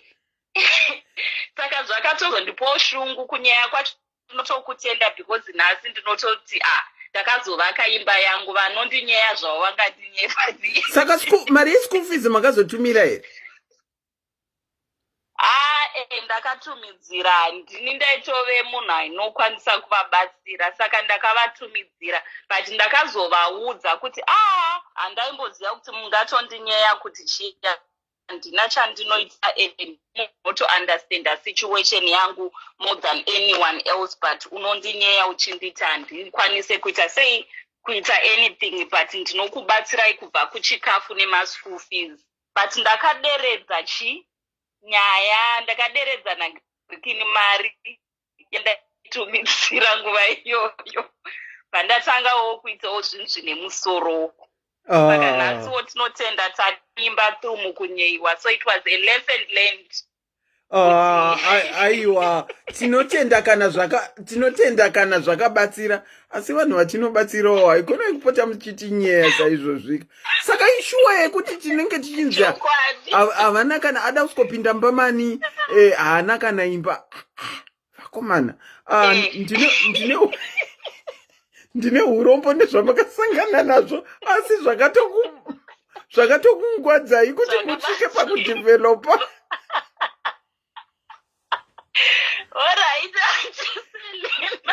Kola, nyaya yenyu munoziva kuti yandifungisa chii? I think about 2 days ago I saw a skit yakaitwa na Madam Boss na mbuya wa Pearson na Gudo vakagara vachitaura handiti kubva my violence wafona vapedza kutaura mva wakanganwa kukata foni vakagotanga kudiscussa my violence. It reminds me of that.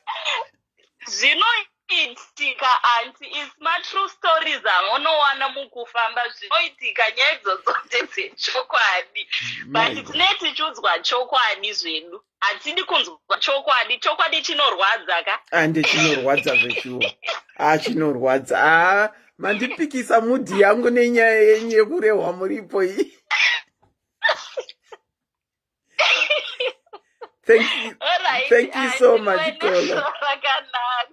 Okay. Vakoma. Ya. Zvakangooma wedu, ndinokuchingamidzai pachirongwa. Makadini? Makadini kotete. Tiripo makadiwo. Makuwa kaya kunyeya uko. Ispoti here kwamuriwo. Inini handitoiti makuwa bainini tete. I do not find them helpful. It does not edify the body. It does not edify the soul. Bhaibheri rinoti rurimi. Karurimi is the smallest member of the body, but the damage it does. Aiwa. Hapana anogona control their tongue. And in this day and age, pane freedom of speech, it destroys lives. With the same tongue you praise the Lord, is the same tongue you destroy umwe munhu. Saka aiwa yemakuhwa ini ndinotaura nehama dzangu, my cousin, my friends. We will talk about a situation to find a solution, not kuti kungotaura uchisa sauti nepaper and sugar. For what reason? All right. Okay. Saka that is my end point. But ndichitedza mutsoka dzasisi wabva pafoni, ini ndakaitirwa guwawo about 5-6 years ago. Ndichitiwo tete wangu akandifonera ndiri pabasa mabakwedza makuseni. That aiwa ndakuda kwenda norara ndabva kubasa, saka ndichakufonerai time. Saka problem where I was, sometimes network nayo inoita sei yaisapinda. Natawo right ndozotaura newe time. Iwo hawana kukata her side. Actually wakakata phone. Ndofunga yakaita redial. Payakaita redial, it did not ring my side. Yakaenda straight ku voicemail. Okay. Yakabva yarecorda her conversation with somebody. Munhu wacho aitaura naye kuti wasn't answering much, but Iwo was giving information. Uyu mwana wa sisi wangu akaenda kwaakaenda, hakuna mwana, hakuna gonzo, anotozvirwarira zvake, hapana chichabudako, wachauya wamubhokisi. Vachitaura imimi? Vachitaura inini. Saka makaita sei?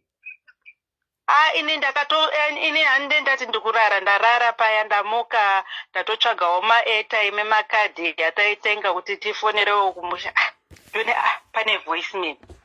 Nditirere voicemail ino downloada voicemail, save voicemail. Ndakavafonera, takataura nyaya, takapedza zvese kubva kumusha kusvika kupi, takavapedza zvese dzese nyaya. Saka kwaiva kwauya sisi wavo tete wangu. Ndakati ko sisi waripo, sisi wenyu waripo. Wakati ndati aiwa kumpromise foni paspika. Waisa foni paspika. Makadi. Ndati saka paya pandataura nemi makuseni, mazotaura dzimwe nyaya which I would like to address. Maona. Inini pandakauya kunoku ndenisingatsvage murume, ndenisingatsvage mwana. Asi kana menga muchishungurudzika nenyaya idzodzo, dai mandiudza ndakuudzai kuti inini paagenda pangu ndine zvakati. Ende ndizvo zvandiri kuita. Ende mimi kana muri kushungurudzika nekuti nini wangu murume aripi nemwana aripi, wenyu aripi. Let's start there. Where's yours? Where's your agendas? Nekuti nini ndiri kuhita ma-targets angu. Ende kana mune zvinokunetsai pamusoro peupenyu hwangu, mosimudza foni yenyu mondibvunza, ndinokupindurai. Toonesana, tofambidzana kana iriyo nzira yandinoda kufamba nayo. Wakabva wakata foni. Ndozonzwa neumwe wako ndifonera, ko wakaitei kuna tete? Ndati iwo chimbomira kuda kupindura nyaya dzasingazive. Ndichakutumidzira voice note. Kana wateerera voice note wozotaura neni. Hauwaziwo here tete wako iwo ungabva wadaro. Ndaiva mwana, ndamukadzi mukuru, handingarambe chitamba mahombwe nemunhu. Saka makazotaurana natete futi after that? Wakabva warova pasi. Kurova pasi kuita sei? Kusataura neni. Ndini ndakatovakanganisira nekuti ndakavabvunza makuhwa avo. Kazhinji ndozvinoitika kuti pamwe hanzisiri nyadzi here? Inyadzi namanje nekuti chinhu chakatogamuchirwa kuti ndizvo zvavanoita, saka vanhu vanongowasiya vachiita madiro aJeorgina. Kana muchiti namanje, it looks like after that hamuna kuzobvira makataura. Hatina kuzobvira takataura, namba dzavo ndakadziedza hadzichapindi. saka handichaziva kuti varipi. Ini ndinovatsvaga nekuti ndakaadhiresa nyaya dzavanga vane maconcerns, but ivo pawakapedza wakaenda notaura kuti inini ndini ndatovavhiringa. Saka ameno namba dzavo ndakadzishaya, asi ndakasangana navo handinovamhoresa, hapana zvakatopfuura kwandiri. Ende zvose zvawakataura, it was like she was prophesying into my life, nekuti zvose zvawakataura zvakazvaitika. It came to pass. It came to pass. Aiwa, tinozvikudza kana zvakaita come to pass. Yeah, mawani panzapa ndaitafundawo kubata rurimi, kuribata kuti what am I saying? Is it going to build or destroy? If it's not going to build, I won't lose anything by keeping quiet. You don't lose anything. That's very true. Asi kukuita keep quiet kunonetsaka. Chienda kumakomo unoudza makomo. Zvino ndinogona kutaura negomo pasina munhu here? Zvinoda munhu kaizvi. Gomo risingandidayire kana ndataura kuti andini mili vakadai iro rongoramba rakanyarara kuti zi. Zvinoti ishupei. Aiwa, maita basa ma-second person woku munhu kukanganwa kukata mafoni vachiridhaira zvavo vachinyeya munhu. Please, zvakaoma. Be sure you have cut that phone before you open your mouth. Hanzi, be sure you have cut off the phone before you open your mouth. Inokuparira foni yako. Ende iyo foni kana wakubvunzwa makuwa, haida iyo inongoramba yakanyarara kuti zi. Thank you so much, Auntie. Good night. A very good night to you too. Take care. Bye. Zvakangoma wedu wemaguwa. Makuwa, Gualdo. Hanzi nevamwe sport. It's a sport. Tinokuchingamidzai pachirongwa yoko ndeipi? Hello? Mama. Taswera maswera sei asikana? Maswera sei. Taswera maswera. Ndandasaririra nai. Asi mune makuwa makamboita makabvunzwa. Munhu wese anonyeya asikana atimbodi kunyepera. Atizvirambe tinonyeya zveshuwa. Mukozi chinonzi kunyeya chii guys? Vanhu ini ndofunga kuti vanhu vakawanda vanofunga kuti kunyeya kutaura chinhu chakashata pamusoro payo. Aiwa, kunyeya kuti pamusoro pamama Selina. Kunyeya kuri paviri. In the abuse. Yoko. Network yako iri kungonyeya ipapa.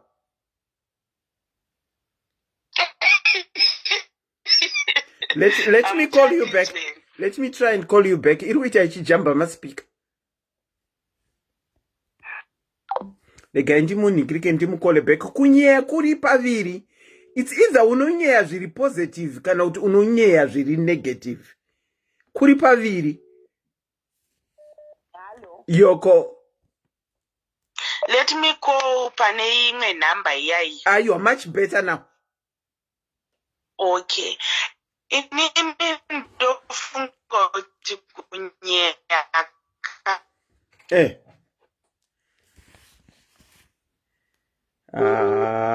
Kutaura munhu asipo.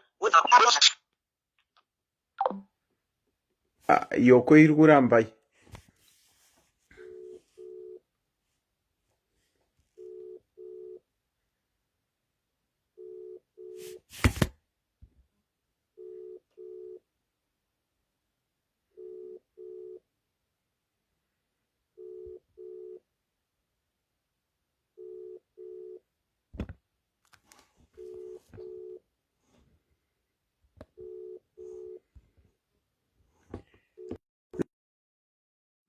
Loveliness,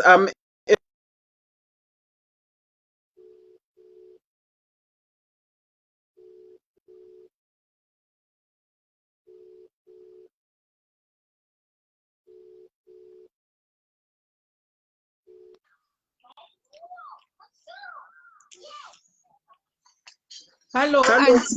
Auntie Loveness, how are you? Tiri right muri sei? Aiwa, tiri nani hedu. Inini ndoda kutaura nenyaya inini ndakambobatwa ndichinyaya murume wangu.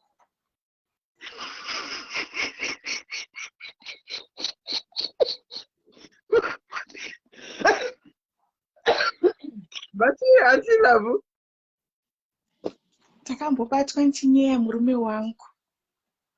Makabatwa muchinyaya murume wenyu. Ya. Maimunyaya nani?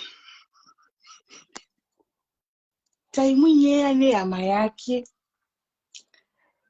Saka Maitaura zvakashata. tatanetsana. Saka tanetsana nemurume pai. Murume ndobva anhankira. Ndobva murume azongouya achita kunge zvinhu zviri right. Saka inini ndichibva ndazosangana nehama yake. But munhu murume hama yacho ndichibva ndatanga kuti iye ndobva afona, murume wangu abva afona kudaro, then foni yakatanga kuti connect zvezvezve kunamba network zvezvi. Ndokubva ndafunga kuti pamwe yakata. Andimo. Saka ndofunga yakazoti connect. Inini handina kuzviona manje kuti foni yati connect. Sisi.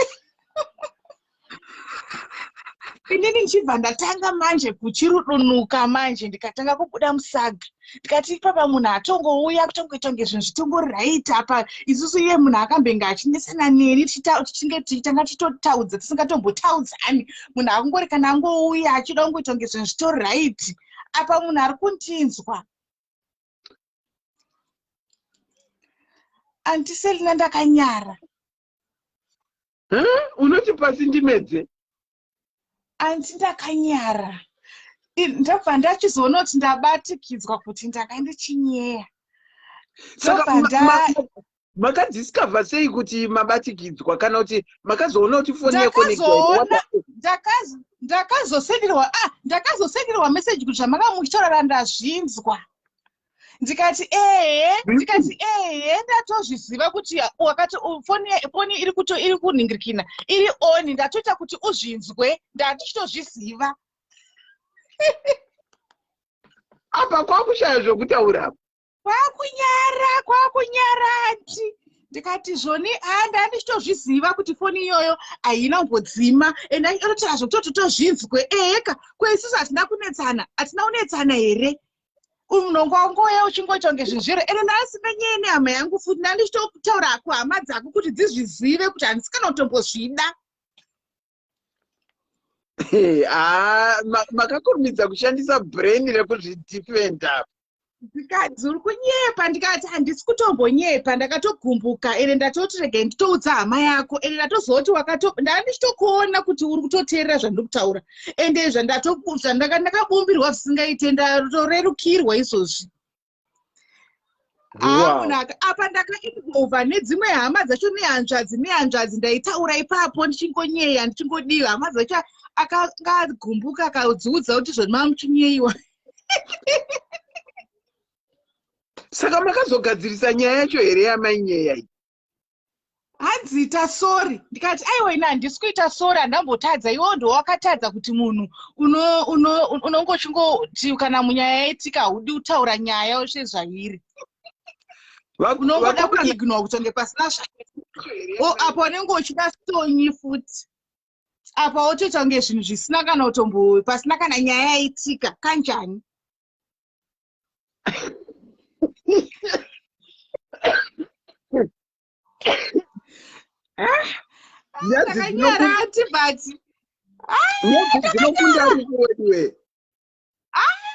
Ndakazoita sori yacho ndikozi ndakatonyatsoona kuti ndakanyara. Makaita sori muchirevesa here kana kuti sori yekudara? Yekuti zvipere, asi ndakatonyatsotoibvuma kuti izvo ndizvo zvandandishotora. It was true anti kuti haukeni munhu kuti angonetsana wongosvika pamba wongoda kungoita kunge zvinhu zviri right wototi mabhobho manheru bho kanjani manje so aiwa makakurumidza kushandisa brain renyu. Ati badi pakaoma. Aiwa asi makapabuda. Aiwa makabuda. Manditengesa. Anzi ndainyeya murume kuzoti ndachida kuti kuzvinzwe. Aiwa zvinoitika anti dzimwe nguva futika zvimwe zvinyeyo zvinoitika nekuti dzimwe nguva pamwe munhu anenge ari mukuru ka anogona kunge ari anenge achiprovhaidha mufamily. Mukunzwa apa pamwe dzimwe nguva anenge aine imwe side rake raanokanganisa futi munhu iyeye. Saka unenge wakuda kutoattracta favor. Dzimwe nguva unenge wakuda kuattracta favor kuti uattracte kune munhu uyoyo ari kukuchengetaika. Asi dzimwe nguva munenge muchitoona kutoti apa munhu wedu uyu ari kumborasika, saka anotombonyeyiwa pane rimwe divi, but rimwe divi achibatsira hake. Asi pamwe kuti umuzoti shamwari apo wari kukanganisa hauchachengetweka.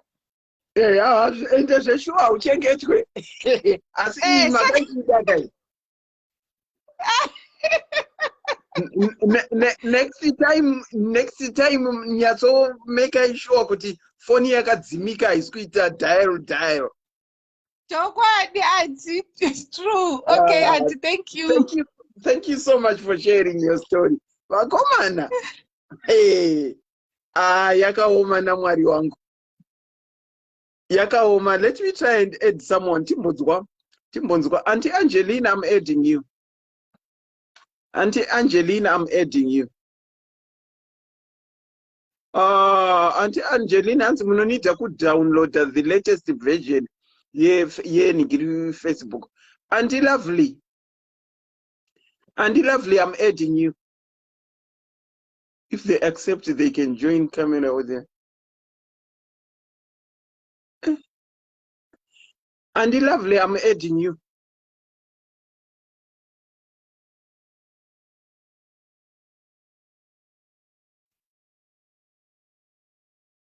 Ndiende kune ma calls akati waripa. Let me go kuma calls.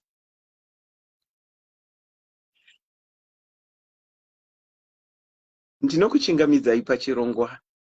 Makuwa kunyeya. Andiselina. Asi zvinoda kuti munhu azivewo kunyeya naye, kwete kungonyeya pese pese ngezviri kuitika paFacebook. Why? Zvimwewo zvinodestroya kana kuti munhu anoita kunge achatoita suicide. Asi zvemafamilies ndezvekutoziva kutoti ndinotaura nanengi kutoti nyaya yangu isabuda. Izvi zvepaFacebook tingati kunyeya here kana kuti makuwa? Aya makuwa kai. Ya, makuwa zvawo anenge akunzi abude pachena. Zvemufamily, I remember pane varoora vasekuru vangu vakwanikwa vachinyeya nasekuru. Vakagara vakamira kuti vapedze, vakabva vadeedzera vakati mapedza. Vakanyara zvisingamboiti. Vakanyara zvisingamboiti. Vasingazivi kuti varipo. Yes. Iniwo ndine incident yandakamboita. Ndakanyeya ndaenda kusaluni. Kwakunyeya mumwe mukadzi. Kwakutaura ndichiti murume wanogara naye akambomuroora here. Maiwe. Maitaura nani naye adresa ipapo? Apa adresa munin'ina wemunhu yeye. Maiwe. Ndakati ndakudzoka kumba. Uye akabva afonera. Ndakarukwa zviye zvekuti haikoni. Pandakadzoka kumba, wandainyeya wacho akabva abata foni kwangu ndifonera akati, tanzwa kuti manga muchinditaura kusaluni. Munoziva ini handigoni kuramba makuwa. Ndakabvuma ndikati sorry. Ndakabve kunyara. Makanyeya munhu nemunin'ina wake musaluni. Asi akatondiudza ipapo akati vamuri kutaura ivavo ndisisi vangu. Ndikati ndisingazivi. But it was too late. Zvakanga zvatotaurika. Ndakarohwa nara nhasi ndinoya ndikarohwa. Pakangofona ndikati I'm very sorry. Ndataura ufunge I'm very sorry. Kubva pese apa ndeizvibvunza kuti murume wako here kana kuti iboyfriend chete. Nanhasi but hake takataurirana tinowirirana. munowirirana because ndakakumbira regerero. Inini ndikanyeya ndinokurumidza kukumbira regerero because ish zvinonyadzisa. ende zvinonyadzisa fanike yamakatamba musaluni Ukaramba unorohwa again. munotya kurohwa Asi hapana munhu asinganyeyi, chero anoti yeye handidi kutaurwa zita rangu, munhu vanhu vanongonyeya chete, asi ziva wokunyeya naye. Unoziva kuti akaburitsa guwa musi iwoyo hameno zvinotaurika because it's like undingochimudza zvako iye achikuudzawo zvake. mukunyeya muri paviri kune positive kunyeya nenegative kunyeya asi having said that kunyeya chete kunyeya plazizve pane zvimwe zvechokwadi zvekuti haungaudze munhu. Tikatarisa senge kumapages emafacebook ukangotiudze munhu chokwadi block. Asi apa pane zvimwe zvaunenge uchifarira zvaari kutaura, handiti unoda kuramba uri kupeji ikoko, but ukangonyora uchitaipa uchiti aiwa pamashasha unotoblokewa. Handi munoona ndo problem. Ndokusaka vanhu vachizongoti yes kumapages kana vakuzoenda kunana mafira kure avo tanga kubomba munhu. Handi munoona wakomana yakangoma face to face munhu haudziki.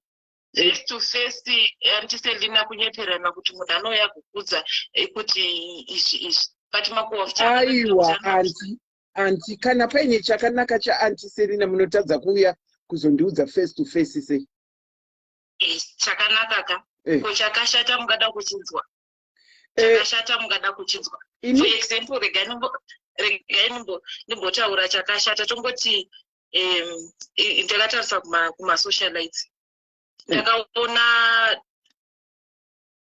umwe munhu anotorwa unzi ari kuita tarisai mapfekero akaita, mungazvidawo kuzviudzwa papeji renyu, munobloka munhu ka kana kutarisa skini yake zvairino. inini ndinoda kuudzwa, but having said that approach yako netone of voice yako newisdom yako yaunousa inodependa kuti munhu anozvitora here. Asi mukauya muchinditi izvamataura zvekuti tarisai antiserina tarisai zvamakapfeka muri kuti zviri kuita here, definitely no one no matter how calm they are will tolerate that. Asi kumadziro ndakanganwa kuti ndiri kued kumadziro nikirikini. Asi mukauya muchinditi antiselina hembe yenyu iya yenge ichiliva cleaverage mambozviona kana kuti kala iyoyo hembe yenyu inenge isinganyatso kufitane neskini yenyu. Saka approach yaunoita kana uchiudza munhu even chinhu chiri bad ndo inodetermina kuti munhu anozvitora sei. Amenoti tiri kunzwanana here?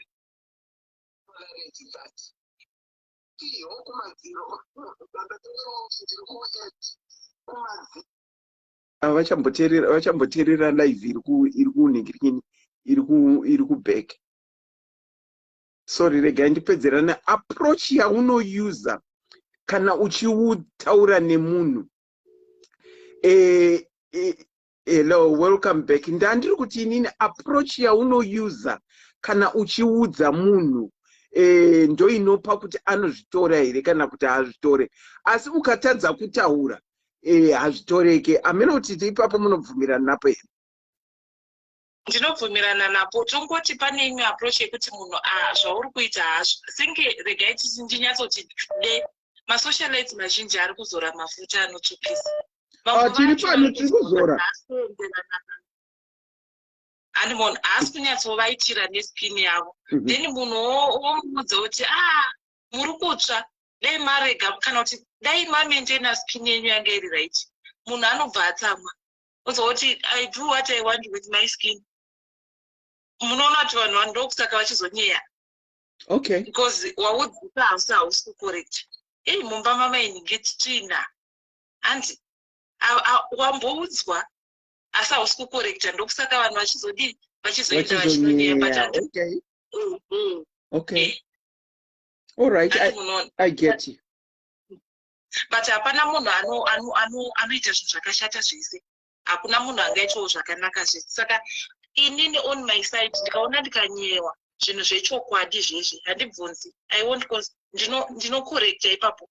Ndinozvipa like that caller ataura kuti ndakatozoitawo zvine musoro after ndanyera. Ndotora that as a positive thing. Asi kana zviri zvenhema ndizvo zvandinobvunza. For example, munobvunza tongoti ndezvenhema like mai ava vanohura naningi iwo hausi tombohura naningi wacho unonobvunza.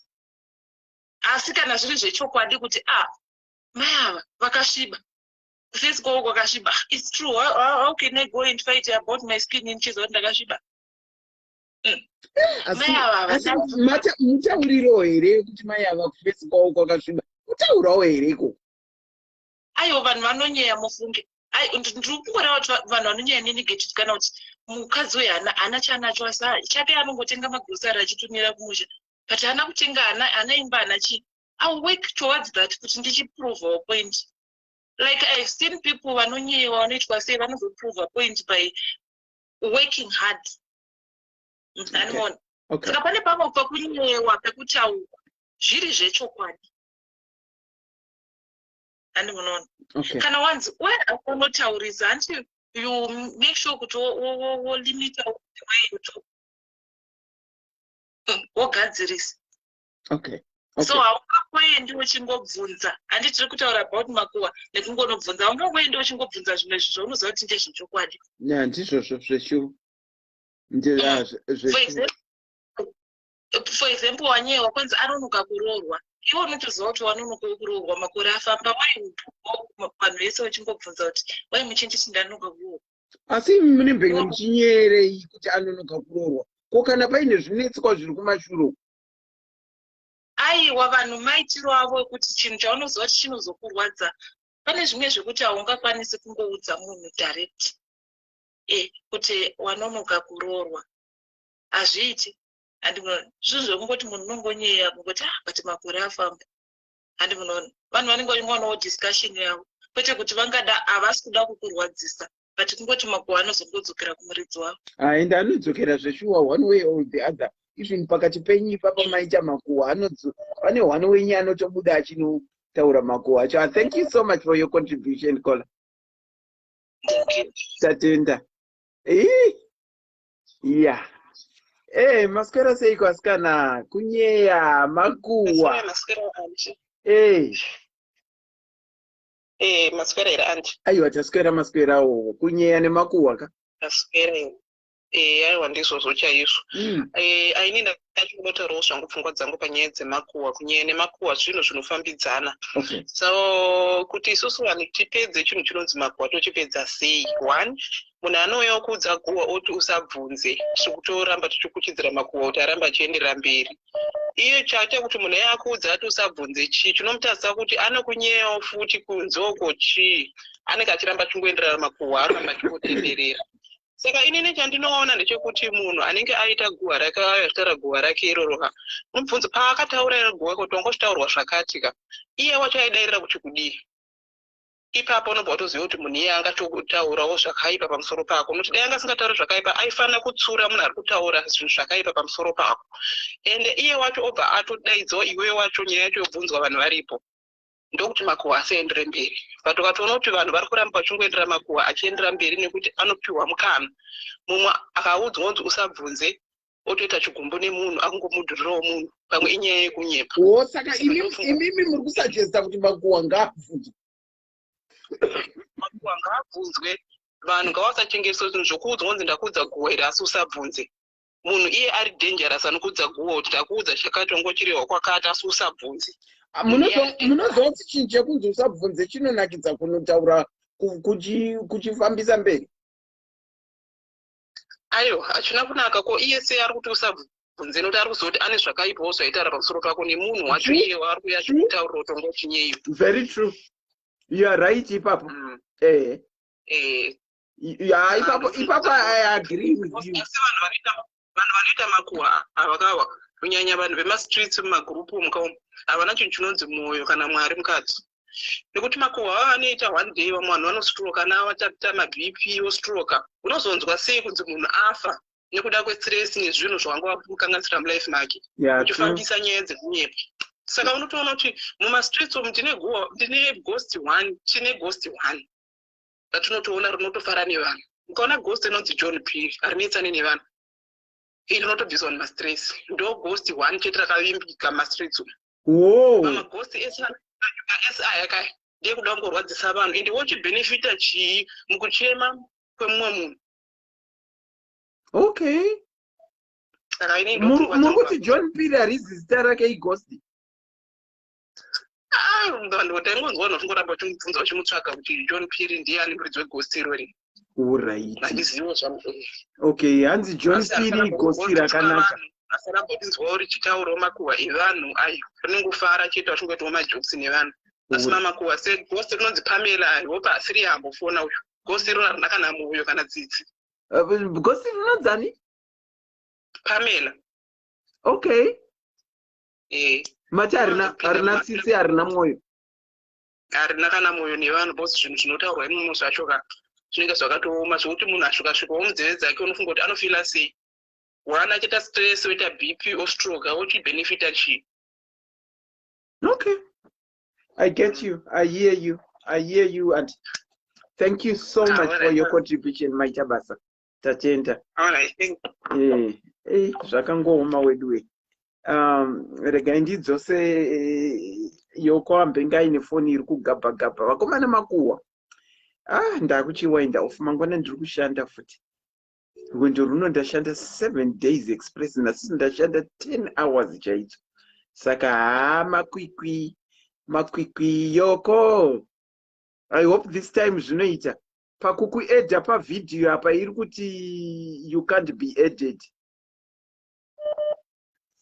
Okay, the platform is all yours. Pamweni. Okay, inini manje zvakamboitika rimwe muna 2011 2012 ndakakwira kombi nomwe musikana wandaifamba naye nekushanda kumaraini kumwe chete tichibva kumuhlanga uko. Okay. Takwira kombi pamune musikana muzimba. Ndakuti musikana uyu ndakatanga kumunyeya inini I didn't know kuti muzimba. Okay. Uyuwo musikana wandandinga iye haana kuziva kuti musikana uyu muzimba. Pandakutongoti musikana uyu haminuka mukati kaangori nako shoshwa tingapinde mukombi munomu ogotadza kuti dayira zvatamumhoresa. Unozwa inini vanhu vakadai so vanondibhoha. Ndakataura zvakawanda. Mukombi apa ndichimuzvoropodza ndichimudini ndichimutuka. Saka Rozi wandanga ndinaye akadzaiwe zvenyarara kanai. Saka Rozi anga aridha averenga meseji mufoni mechi yange yapinda mufoni yemusikana dzaona kuti musikana muzimba. Ina handina kuzviona mama Selina. Muchingotaura. Ndakataura. Zvazvotange ndagarwa. Ndichiti kana Rozi nyarara kani. Kati ndinyarare chi. Zvino kana ari muzimba ndezvake izvo. Azoregererei kutitaudza nekuti anzwa tichitaura shona. Chii chinoshamisira tese titori mahouse girl kuno kumuhlanga muzimba. Ndakataura munozwa runonzi focho.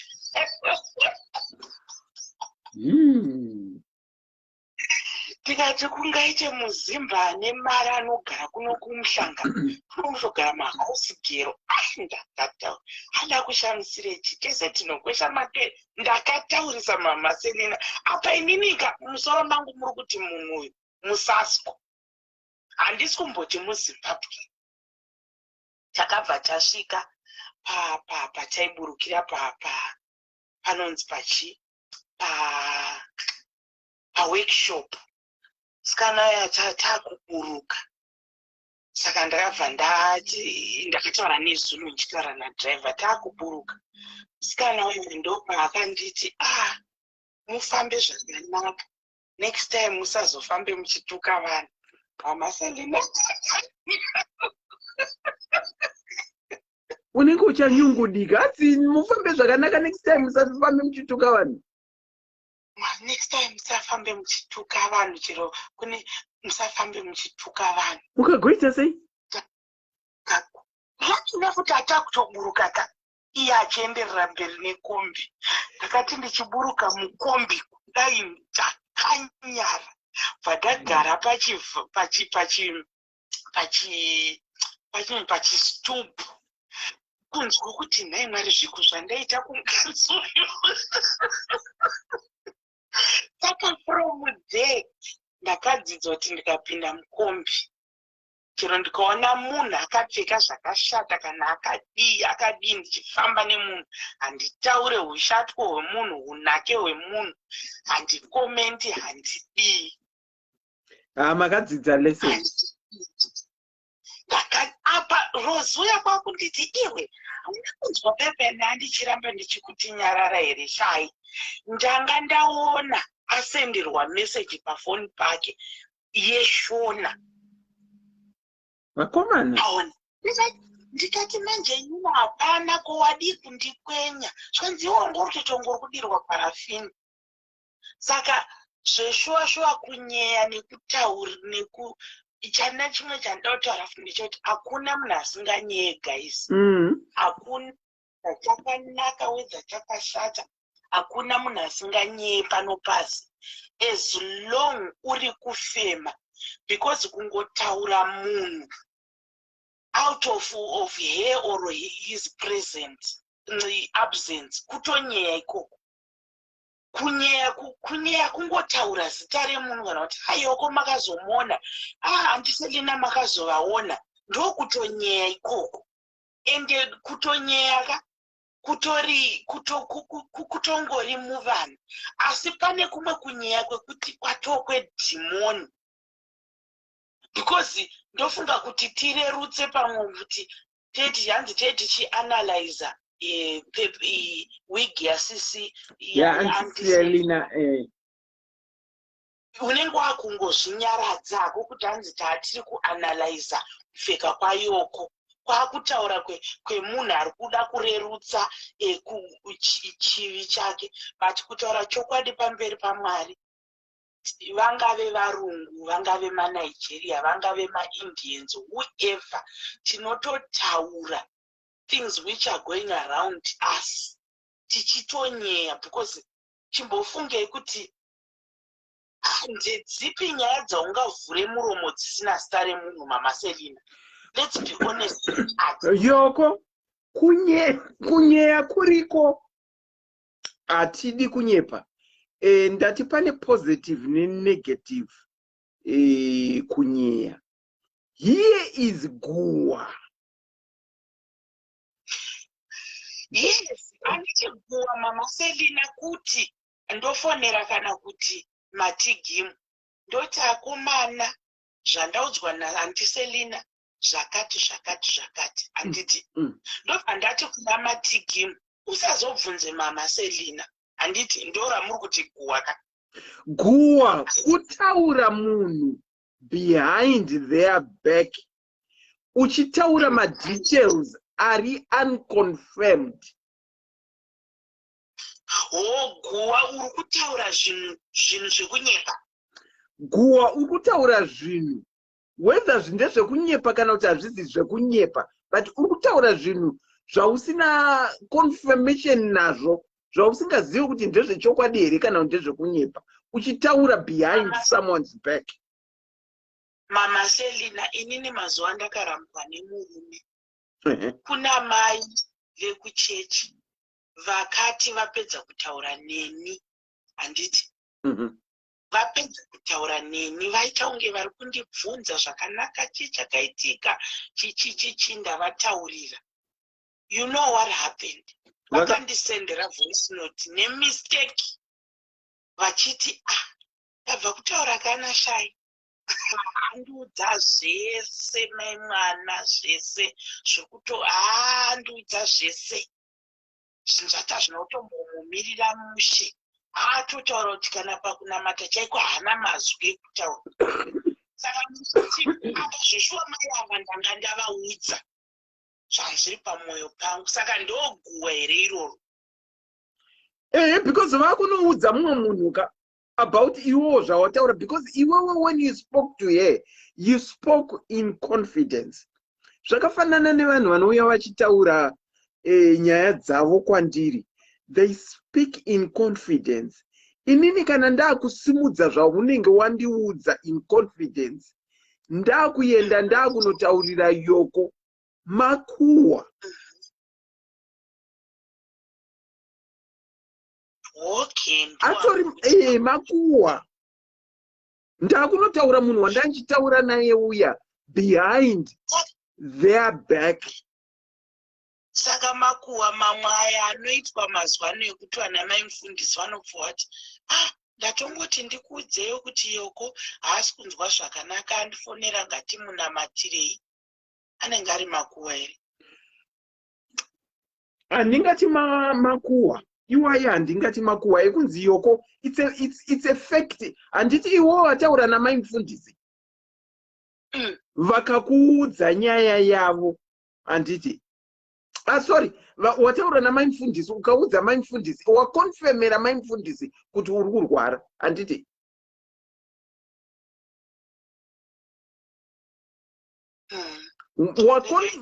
Wakonfemera mai mufundisi. Regai tipe Ellen mukana, hanzi naEllen takudawo kufona Yoko. Aiwa, ngafoneka, ndinotora. Hapana, at the moment hapana munhu ari kufona. Taura Yoko, siyana naEllen. Iwewe Yoko wauya kwandiri wati Yoko andiselina handisi kunzwa zvakanaka, ndiri kurwara.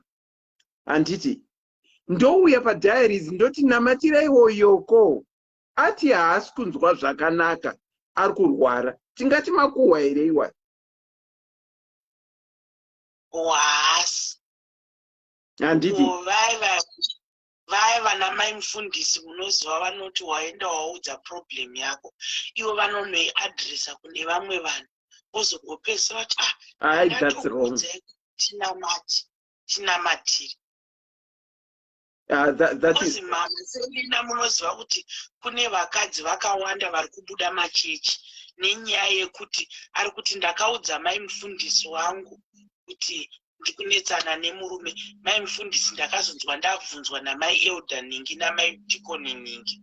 Vakomana yakangoma makuwa ana mai mufundisi ari kunetsa makuwa ana mai mufundisi namai mufundisi vane makuwa. Anyway, vari kushaya kufona callback chida ndiEllen ari kutraya kufona. Mukakola nedirect, unfortunately I cannot call you back because phone yangu pay as you go. Haina mari dzekufona back. Asi mukakola neWhatsApp, I will certainly call you back. Anyway, Yoko, thank you so much for sharing.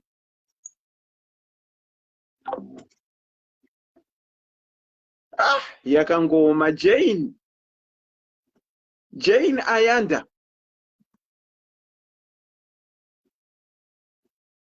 Ndinokuchingamidzai pachirongwa. Ndandikutrai kuedza. Auntie, how are you? No, that's okay. How are you, Auntie? Long time. Yes, say. Aiwa, tirinani, Auntie wangu. Sorry, it's been a long time. Aiwa, tirinani, amenokara kuti makadini muri. Tirinani zvedu. Topic iyi yandora nekuseka tapedza nekuseka pano. Ndati ndimbokusekesa iwo nenyaya yangu. Ndakambonyeyawo. Kudhara ndichiri kusenza kuindustry. I think kuma 2000 tichingobva kuZimbabwe. Yes. Ndawana basa kuindustry. Saka tatiri chigrupu chevakadzi vekuZimbabwe about 4 or 5. Ndobva pauya umwe mukadzi wechiIndia. Taakusenza naye, saka taisenza kuaccessories tichiisa matags pahembe. Mazuva tega takamira patable. Saka tatanga basa na 8. tigoti kumurima mukadzi wechiindia tikatoona mino iyo. Umwe akati hei mishonga iri kukumbira shuga. Ati tikati gare tikangoti senze takaona taneta zvikanzi nomwe uko mino aita seapapi asi kuti arakane vanhu vemino. Umongoti dai wakumbira wemino chakati chinhu chese chatingori sendani pane mukadzi wemino. Ndobva taenda kubreak na10 kudzoka tingori naye wemino. Kwakuzoti manje palunch takutoenda palunch zvikanzi nemukadzi wezvikanzi bedu wechimbosiyaiwo nyaya yemhino yangu.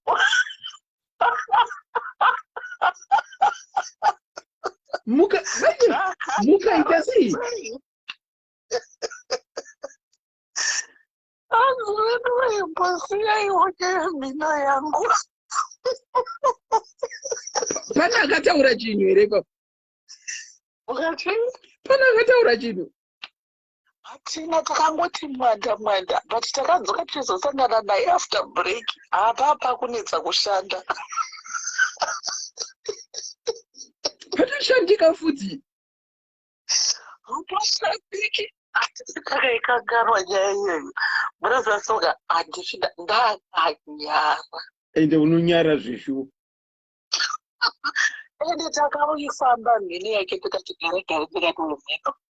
Umwe akati kumbira wemhino yeSIS. Umwe akati itoti wemhino asideko.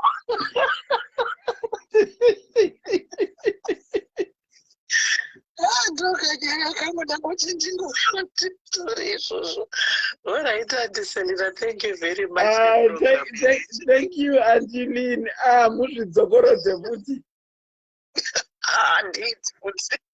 Julius Kana, how are you? Thank you so much. Aiwa mambotisetsa newemhino. Ndini ndakazvikandara ndakapfisa guhwa kubvira ipapa handiti.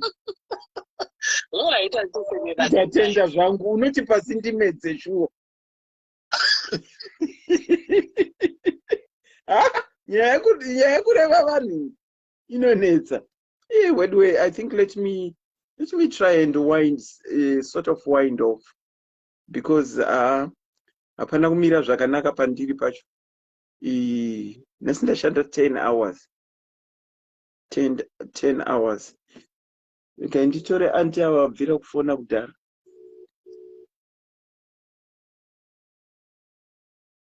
Selina makadi. Tiripo anti asikana makadi zvenyu.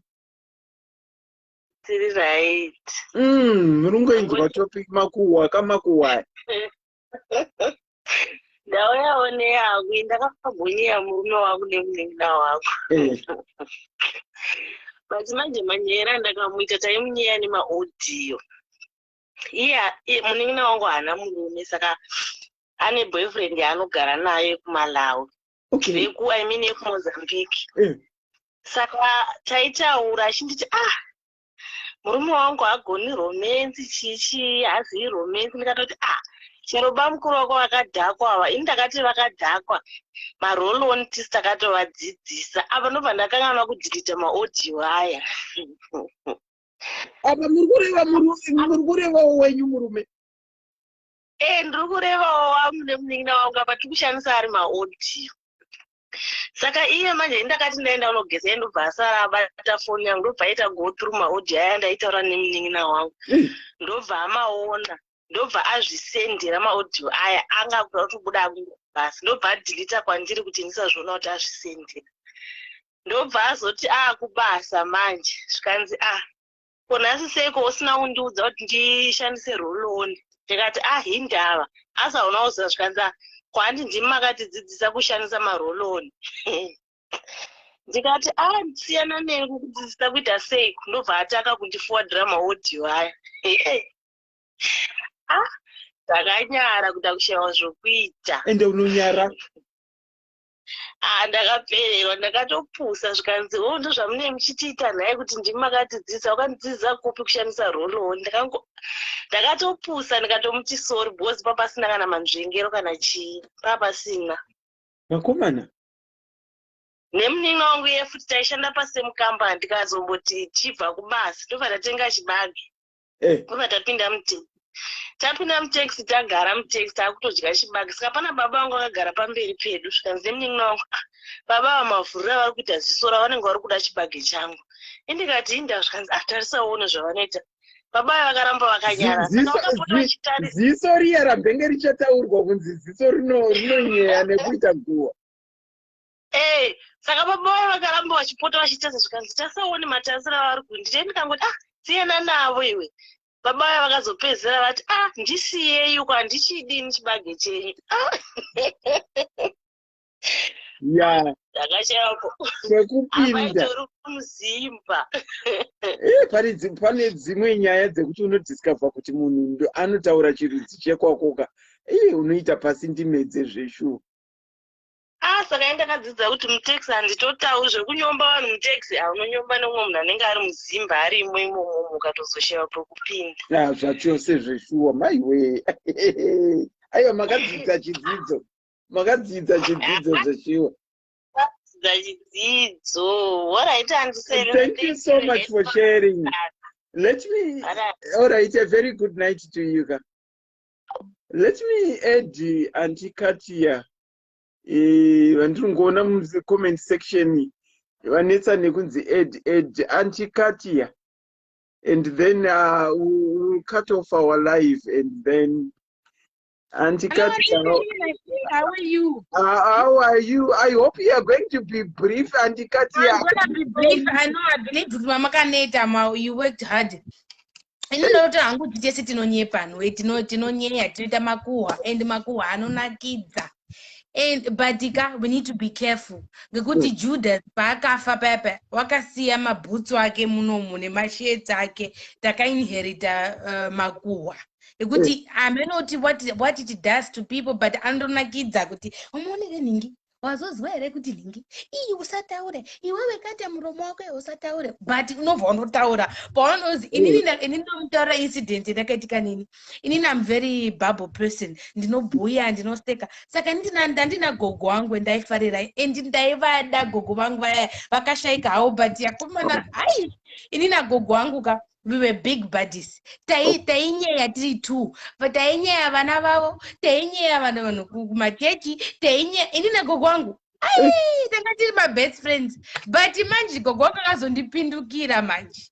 Gogo wangu aindifonera kati iwe ndinoda kuenda kuti ndakachena ndoda kupfeka zambia rakati ndikati gogo no problem tamutumira mari.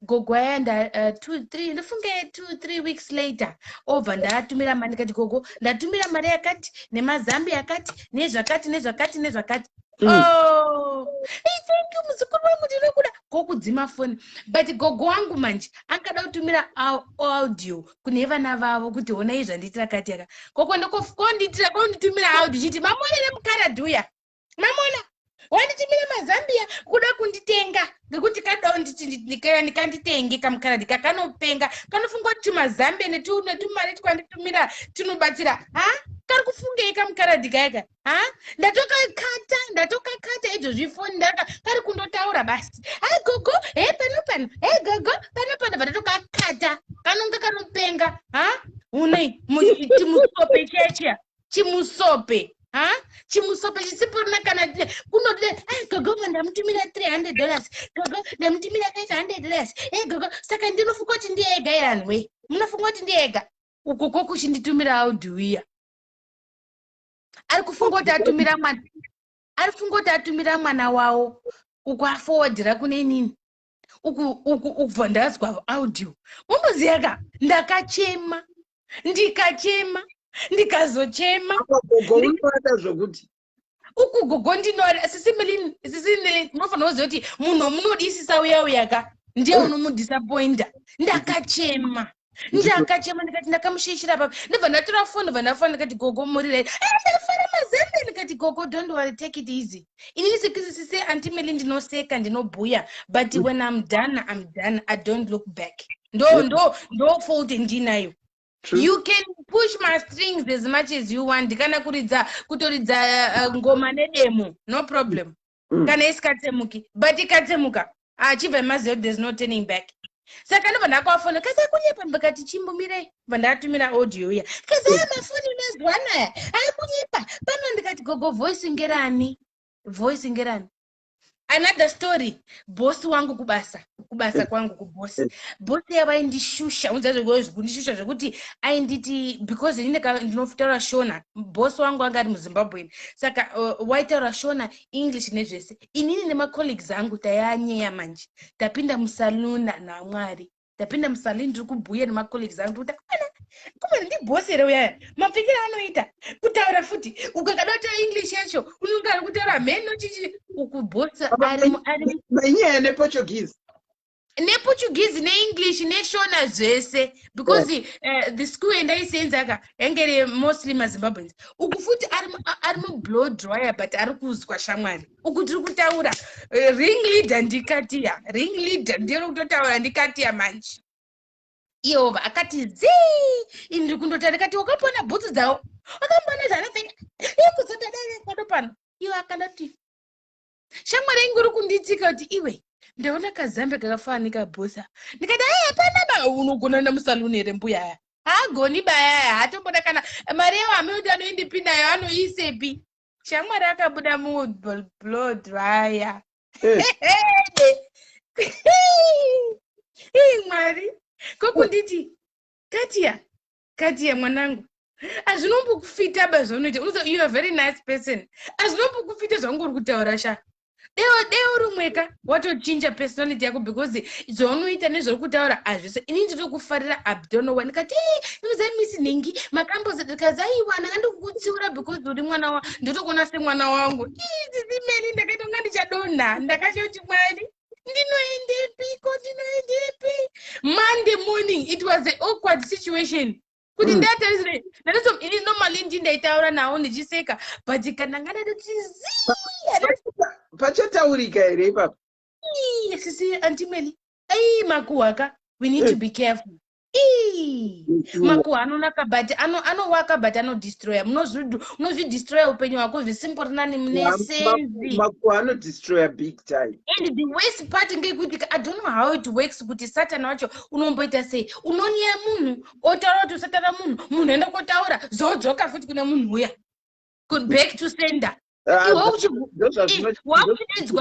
wakunzi red table chitaura Katia pa big table kuti round table kuti iwe Katia ndozvakata ndakazodai isusu muhama dzedu munhu wese uri panapo uri kuona tine hama dzinotaura tichitaura it's African thing, it's even Chinese, Indian tese tinoita makuhwa but pane makuhwa unoona kuti anoita kutaura pane makuhwa unoona kuti aya anowaka aya anoshusha but makuhwa but anonakidza antiselina anonakidza munhu uchibhuya uchiti ukazomuona yenhinguya Katia ayo unomboziva kuti wakadai ini ndanga ndiri busy antiselina ndanga ndiri kuAustria ndiri munonzi muyeme wekuti anti-train haisi train bayakaita unga yematourist yaya yekuti unopinda oenda under the bridge ndakagara hangu chini mutrain muyamya pano mwe mukomana nemwe musikana ari kutaura shona deepest shona yekuti ona kamukaradha karikuitekwa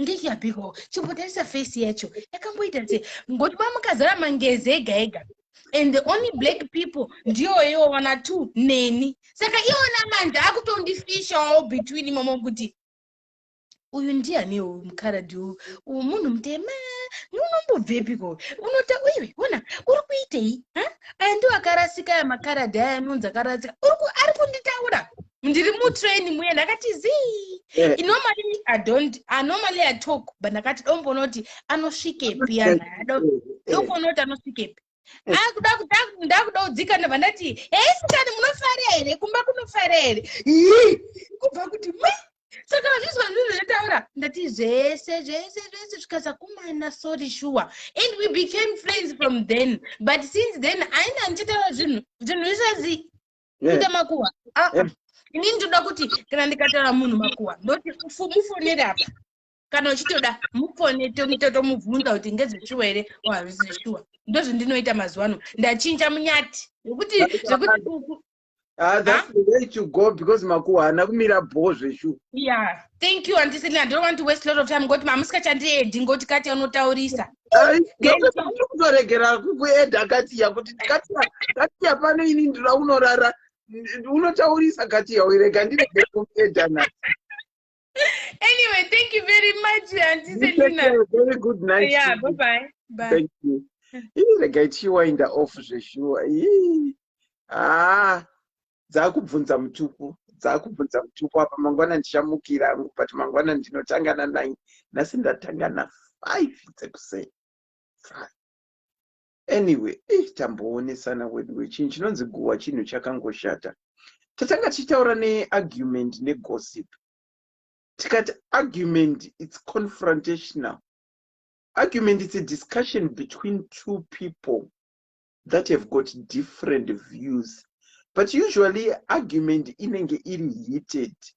Saka pa argument panonetsa kunyarara because it's confrontational.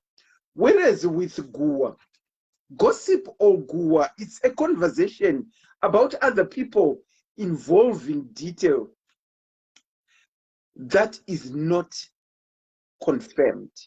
Ndozvatiri kuona kazhinji mazuva ano. Detail revanhu rinenge richitaurika risitombo confirmed. Riri kukuvadza vanhu. Detail risiri confirmed riri kukuvadza vanhu. Riri kupinza vanhu pama mental issues asina kunaka. Riri kupinza vanhu pa depression. Gossip yanetsa.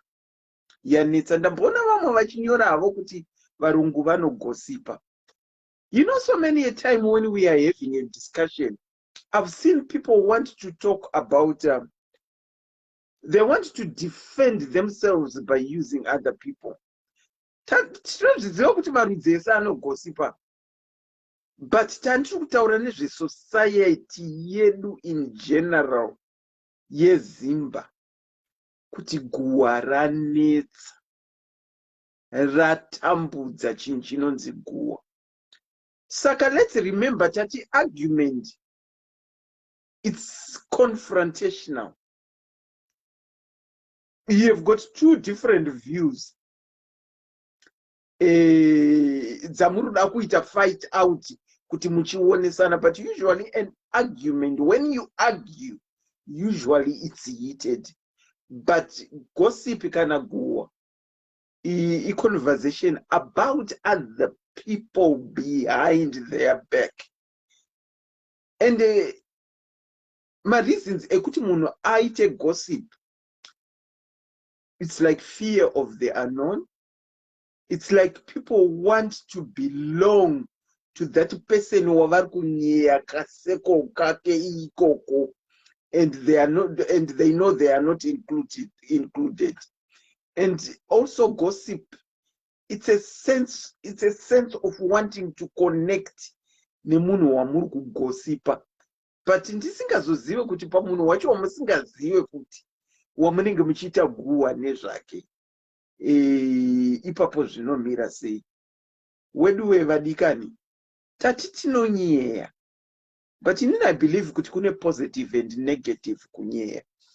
Munogona kunyeya muchinditi I like dress rather anti-Selina.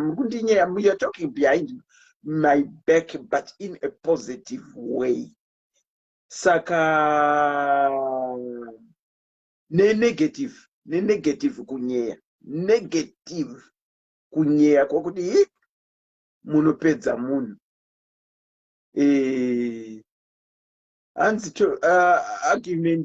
Argument topic inoda zuva rayo rega. Is there much to talk about argument? Inendiri very argumentative. Until you show me and you justify, I can safely admit, I'm very argumentative. Ndikange ndisina kunyatsoshowewa tsanangudzo dzakakwana pachinhu chatiri kuargiwa nacho, ndiri argumentative very. Saka tamboonesana nenyaya yeguwa. Ini kutaura shuwaka ndambe ndadzikisirwa mweya wangu nesport. Someone calling Makuwa a sport and find it very amusing and very funny. But chazopedzera chakutondinetsa izi ndatenge ndatoone dzimwe pfungwa dzandanda kutofunga kuti why is it.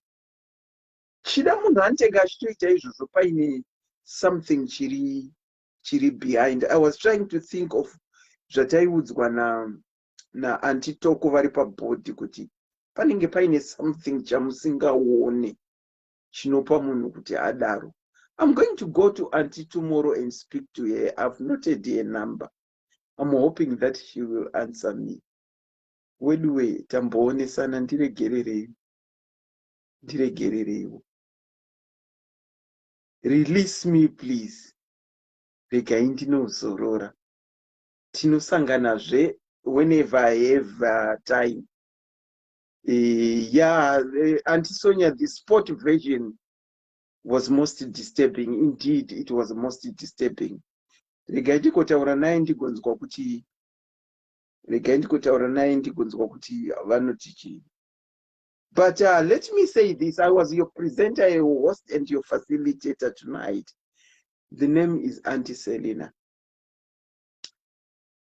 Have a very good evening and have a blessed Sunday tomorrow. Until next time, ciao, ciao.